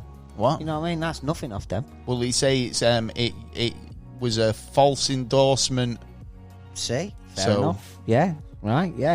I would judge. Yeah. You're getting it. What? If I was the judge, I'd probably say you're getting it. Just because they used the concept of a daredevil. Yeah. I mean, people make their own assumptions, I suppose. I mean, wasn't called Evil Knievel, was it? No, not as far as I'm aware. And one of Evil Knievel's most famous stunts apparently was jumping loads of buses at Wembley Stadium in London in 1975. The amount of crashes he's had as well. Oh, I'm sure he did. This is the thing. Every bone in his body. This is the thing when people say, "Oh, I don't want to," I can't skateboard, or I can't do that because I'll hurt myself. Yeah. It's like, well, yeah. I don't think you can do any of that stuff without hurting yourself a little bit. Well, if you don't hurt yourself, you're not going to learn, are you? What? You also, how are you going to learn alternatively? Yourself, you'll learn. He was seriously injured so many times. Though. Yeah. I think he was 75 motorcycle jumps. But then he died, obviously, of lung disease in 2007. Yeah. So I thought that was sad, but I think like the idea that they're suing Disney, and they've sued them. Yeah. Do you know what I mean? They've done it. So I thought, sue Disney. It's the happiest place on earth, but obviously I'm sure that they make too much money. So if they're going to try and get a bit of money out of them. Yeah, why not? Go for it. Why the hell not? Why not? What's they going to spend it on? Toilet roll? Oh, actually, so right, NASA news. Yeah, right. NASA. Apparently, the ISS is leaking. Oh, right. It's leaking air. Oh, not good. Right, so NASA... Not good at all. 3 of the crew members have kind of talked about it, and they're struggling to find it. What's happening? Oh, could this be what happened the other day, where there was an emergency and there was debris that was flying right past them because there's a zone that they have to stay away from all the debris, and it could have been a part of that that's gone through the shuttle. Actually, oh, maybe. Thinking about it. Well, they said they had a leak and they detected it. Yeah. Oh, sorry, my page keeps freaking out on some pages, you know. Oh, technology, it's supposed to help, isn't it? Yeah, so NASA said that they found the leak and it was detected in September 2019. Okay. Yeah. But there was no present or immediate danger. Despite efforts to figure out where the leak was coming from, they've spent a year trying to find it and not been able to find it. That's not good, man. I know. So behind summit then. Yeah, I know, but it doesn't hold much hope, does it? When you've got a leak in your space station and nobody can find it. The amount of times it walks out. Do you know what they need to do? Do you know when you get a puncture in your tyre and you hold it underwater, you get bubbles, don't you? Yeah. How can they do that? Yeah, how can they get bubbles? Go out. How can they simulate that? That's what you need to work out. Yeah, you could suppose it. Yeah. There's some way. Yeah, there's got to be a way. Even if you had like a smoke bomb. What? A smoke bomb. Well, it's on the hatch. I think it's got to be on one of the hatch. It can't be like in one of the panels. Or is it another Sawyer's where it had that fucking hole that was made? They still never had the answer to that, did they? Really? Oh yeah. Yeah. So I wonder. What, that was sabotage, though, we thought, didn't we? Yeah. Definitely sabotage. Well, an asteroid the size of a bus. Size of a bus? Yeah, again. it's coming hurtling past Earth tomorrow. Yeah. Do you know what? Yesterday we were missed again. Oh, this might have been it, actually. They said it was over the next couple of days, yeah. So the astronaut the size of a bus are hurtling past Earth closer than a satellite tomorrow. This is say tomorrow. Sorry, yeah, has it has yeah. They thought it was to be around about 100-mile asteroid. Right. Okay. Yeah, pretty big that. Yeah, to be honest, it is. And to be coming closer than a satellite, it's a close call. To be fair, it's crazy because I was talking about this a while ago about how the idea that we've had. So when Armageddon and all their movies came out, and you'd be like, oh, how many asteroids actually do come past us? Yeah, do you know what I mean? And we never really knew. And now they've got this sort of new technology where they can track asteroids a lot easier. Yeah, but you're still getting some through like the other month where totally the same. Yeah, that's what I'm saying. It's like there seems to be quite a lot more at the moment. And we've had a few photos. We've had a few photos that suggest that there's something a bit bigger coming. Do you know what I mean? Oh, right, okay. I don't know. It could be. Used to be your favourite topic. Well, yeah. I still it could keep be my eye on it. In fact, I need to get back into the NASA satellite imaging. And this asteroid was named 2020 SW. You don't name it 2020. Why? Because what? It's the shittest year going. Yeah, they found it. Yeah, I know. Yeah, but it's the chance. Bit late, chance that they found 2020 was this year. Yeah. Call it anything else. Yeah, well, nah, because it's 22 kilometres. Right, man. 22 kilometres. Yeah. Oh, that's a big. Oh no, 22,000 kilometres. That is a biggie, son. Above the Earth's surface. Oh, sorry. Fucking hell. That's high up. Down close. That, yeah. Yeah. That's between us and the moon. Well, anyway, yeah, right. So they've tracked it with GPS, and obviously, they've checked out its surface and stuff like that. Yeah, because it can change at any moment as well. That's why they have to keep, when certain ones are coming close to us, they can change at any moment. Yeah, so could be its actual size, it was about around 5 to 10 meters, 15 to 30 feet wide, making it the equivalent of a small school bus. Yeah. Oh, wow. It's mad, though, that these things are kind of whizzing by us, and they only tell us, like, the day after. And it's worse if they don't hit us as well. Oh, no, yeah. So if it blows up in the sky, it makes a bigger vibration and gets a bigger area. Picking up good vibrations. Yeah, I wish. Well, there you go. That's the news for this week. NASA. Oh, have you? I'll go for it. NASA is ready now to launch the new... Let me just get ready. Toilet. The NASA toilet. It was made by Harold Wolowitz. Yeah. Apparently it's all ready now to go to the International Space Station, and it is 65% smaller, 40% lighter, but they're doing it so they can test it before the flights to go to the moon and to Mars. Holds twice as much poo as a regular loo. Oh, yeah. Unless you've had spinach. Nice. Space food, mate. You're having space. You're having that dry space food, dry mate. Steak, yeah. There's going to be no moisture in that poo. Well, yeah, have some licorice. Just not a lot. Just eat all your licorice and get me off this rock. In one go. So, is that you for your NASA news then? Eyes, mate. I'm done, son. Well, good man. Space toilets. Yeah. Go out with a fucking flush. You gotta have a shit, you know what I mean? There you go. You always true that. Even in space, by taking that up there, they might actually find the leak where the leak. You probably is. need one more. So if you're battling space aliens and stuff like that. Well, no, because you got a suit then. Yeah, You just leave it in there, won't you? Disgusting. You ain't got time then. Anyway, changing into a suit. Featured podcast this week. Yeah, got a new featured podcast. We have Pod Askew. Pod Askew podcast. Yeah, two friends brought together and inspired by their love of Kevin Smith movies. Right, nice. Podcasting. You're a big fan of it. Just thought, why not? Yeah, well, I'm a big fan. Yeah, well. This is what we ended up getting in a bit of a Kevin Smith chat on Twitter, and really like the podcast as well. They talk about all things sort of pop culture, from movies, books, all types of stuff. Good. So yeah, if you want to listen to promo, it's here.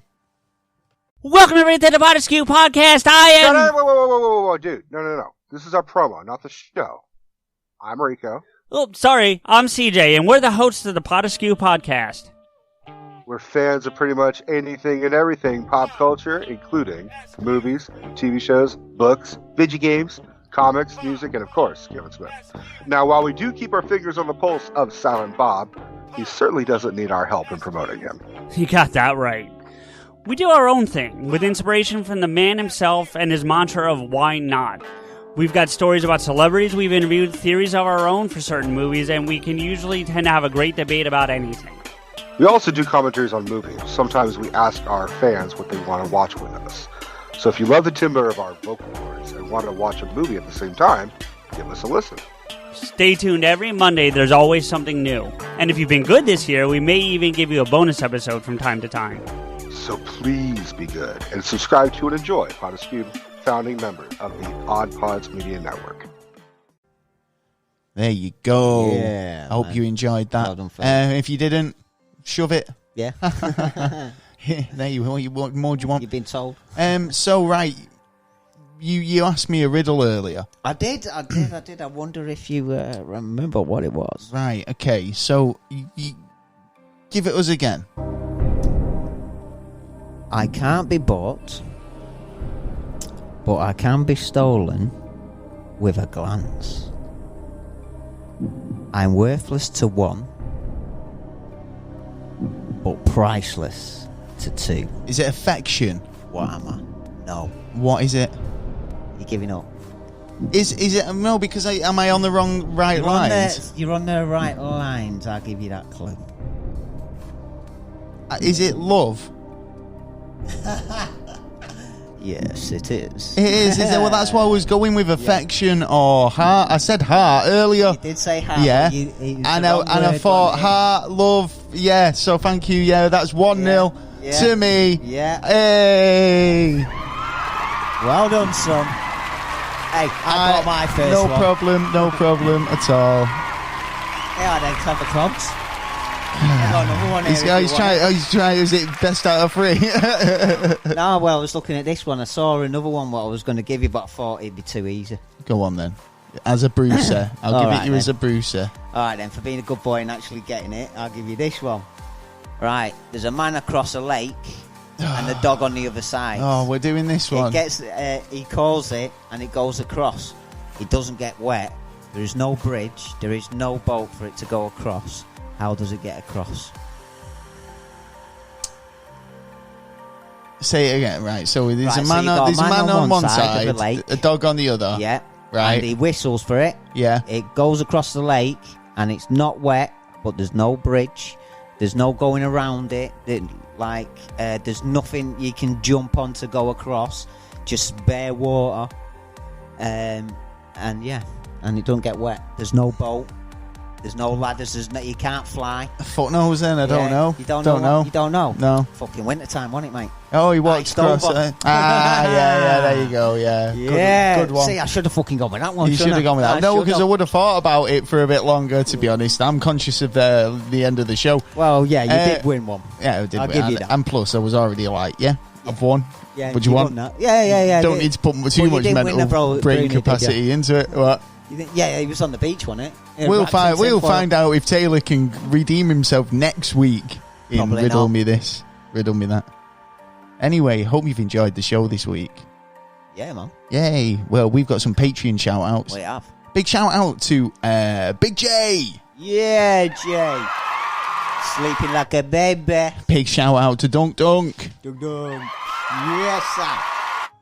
And an amazing shout out to Swoosh. Yes, swooshy wooshy. I've got to come and see you soon, my son. Yeah, man. Not seen him for ages. Yeah. And if you liked what we do and you want to get involved and help us out, help keep the lights on here at the Never a Straight Answer studio, you can go over to patreon.com/Never a Straight Answer and just donate what you can, or put in there's a few different tiers there, and there's even some bonus sort of like items you can get, like mugs and stuff. Yeah. If you join up, so check it out. Yeah. We've got some honourable mentions this week. Yeah. We've got Harriet Christabel Crafts. Yes, Harriet. Who made us some cool knitted stuff for our 100th show. It. Amazing UFO out of wool and that. Go and check them out on the Facebook page. Yeah. Which is Christabel Crafts, I think. Yes. Gareth, big shout out to you, sir. Keep trucking, son. Big shout out to Jesse G. Yes, Jesse.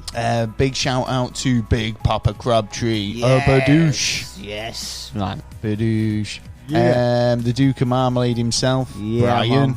Good one, Brian. Big shout out to Jimmy Evans. Jimmy. Shawnee and Chris. Yes, Shawnee, Chris. Love you guys. Yeah, man. Big shout out to Agent Coulson. Yes, Coulson. Got to speak to you as well. And Louise Hammond. Yes, Louise. Big shout out to Chantel W. Shout out to Mikey and Mikey's Collectibles over on YouTube. Check him out and subscribe. Man. If he's still doing it, innit? Yeah, I think so. Oh, good stuff. Yeah. Big shout out to Arden. Yeah, man. And Liz Reader. Yes, just started up her own podcast. Yes. Tales from the Haunted Farm. Go over and check that out and subscribe. Yes. Big shout out to Roger. Big shout out to Big Red Jake. Yeah, shout man. Shout out to Oggy. Oggy. And that's it for the honourable mentions. I've got a listener question before we get on to the podcast mentions. Oh, beautiful. A long list of podcast mentions. Listener question from I Understood That Reference podcast. Okay, Just said, quite simply, what's your favourite tipple? Vodka. Yeah, vodka. Yeah. It's got in the home country, I drink the vodka. Do you know actually how you drink vodka? I like to drink it with potatoes. I learned that you actually drink it with a pickle. We drink it with pickle. Yeah, you chill the glass, and then you put the vodka in the glass, and then you eat with pickle. That's what I learned from it. Yeah. Okay. But all I care is there's to be nice radiated stuff. pickle. I like the spud, mate. I like the spud. What can I say? Brandy for me. I do like a brandy. You like brandy? Yeah, I do like a brandy. That. Oh, I know. That's why I like it. See. Yeah, a bit of brandy. Nice. Cavossier or Remy Martins. Or a bit of rum. Nice. I love a bit of rum, especially Jamaican. Oh, yeah. Oh, no, I try and keep stuff. off the Bacardi since I ruined equipment with a pint of it. But yeah, good question. Remember that? Yeah, drunk on a podcast episode and spilt beer. Donuts. So there you go. Oh, well, shit happens, man. I know, yeah, but thanks for the question. Yeah, that was a great question. Loved it. Right, okay, so we've got some podcast mentions before we scoot. Yeah, man. Some lots, actually. I stopped doing it because it was just getting too many. Yeah. We were having to spend... But, yeah, most of the show will be... But we love you guys. We do, so we try our best to give a shout out to as many as we can. But sometimes there's too many. It's hard, and and obviously the episodes go too long. Yeah. Dan Bradley, big shout out to you. Yeah. The C Word podcast. Ooh, Family Councils podcast. Oh, family. The Geekdom Fancast. Yes, great guys. Yeah, man. Straight to DVD. Yes. Go check them out. Movie podcast. The Movie Cellar. Oh, Cellar. Beyond the Rainbow podcast. Rainbow, I like that. The Unpredictably Us podcast. Unpredictable, that. Two best friends sharing experiences. That's cool. That's good. Unpaid Programming podcast. Really funny, them guys. Yeah. I like to say, I understood that reference. Yes, I did too. On Second Watch podcast. Oh, Second Watch. Malice. Who's been our featured the last couple of weeks. They have indeed. Straight Up Enigma, which is a paranormal and true crime podcast. Oh, that's alright. Winning about heresy. Or heresy. whining about, is it whining about heresy or winning? I don't know, whining. It must be whining. Dabbing dads. Two dads who know a bit about dabbing. Hey, well, Bacon Games. Bacon. Oh, I like bacon. Yeah, they do stuff about the NFL and LMB. So, right, okay. It's football stuff, I assume. Yes. Op Pirate Bunnies in Space. I'm Bunnies in gonna space. follow you I like guys that. because we weren't following you, but we are now. Lights, camera, no. Oh, no. David, slightly below cool. Oh, David. Don't know. He's a host of Rooster Bat Show. Rooster. Yeah. Round and Around podcast. Oh, well, you got to go around, haven't you? Oh, here's a couple of guys that I'm going to big shout out to. The Manchester Movie Moguls. Oh, yeah. Manchester Represent. And then Mogul. A podcast from Manchester, UK. Yes. And they decide whether they Best should place in the be country. bagged or tagged. Yes. Yeah, check Good them choice. out. Go and Good choice. subscribe. Bring on the Weird. Yeah, we like a bit of weird. Also, the Student Verdict, a true crime project, true crime podcast. Oh, bit of a And that's verdict. Emily who hosts. Go on, girl. So Horrified. Oh, I was. That's a comedy podcast. Married couple. All right. Sadie and Matt. Oh. They have a laugh. Scary movies and stuff. Good stuff, man. I like that. The Fun with Friends podcast. Yeah, I like fun with friends. Yeah. Spy Hards. You got to be a spy. That's here, a weekly classic spy cinema. Yeah, I like that. I love Probably how old many movies different and stuff. types of podcasts there are. Yeah. There's a lot. I don't even know what that's called. I can't. You've made your Summit fans Papa. Somewhat fans. I can't. I don't even know. Yeah. Because you use mad characters and I can't read your name. So Shoot the Flick. Chavez. Oh, no. Yeah, Not no. tempting it, to be honest. Shoot the Flicks podcast. Oh, Obviously a movie one. The TTABA. TTBTA. Yeah, I don't even know what that one, but check them out. Yeah. That song from that movie. Oh, yeah, I like that song. Remote Takes. Oh, For nerds, by nerds. Oh, yes, there's a lot of nerds. I love these guys. The movie chef podcast. Oh, baby chef. Oh my god, I'm out of breath. And what's that? Revere's True Crime podcast. Oh, we like a bit of true crime. There we go. We That's do. everybody. Yes. Glad we got everyone in. Lovely. Fucking hell. Yeah, that's a long list now, man. Well, that's the end of the show. show. If you'd like to get in touch and you've made it this long, Hey, we well salute done. you. Yeah. You Keep can get offending. in touch by emailing us at neverstraightanswer@gmail.com. You can hit us up at Twitter at NASA_never, or go to Instagram, where we've actually get clues for upcoming episodes, plus cool images all week. You can get in touch. We use a DM on both Twitter and Instagram. We're available on all podcast platforms, including Amazon, Spotify, iTunes, all the good places. So make sure you subscribe, Best leave places. us a review, or whatever you do. Yeah. Give us a fact question. Big questions, man. Yeah, we love a question. We love a question. But other than that, we'll catch you next week. We hope you've enjoyed the show. We've got some absolute great content coming your way. Oh, yeah. So make sure you subscribe. We'll catch you next time. I've been Gaz. I've been Taylor. We've been the Never a Straight Answer podcast. Peace.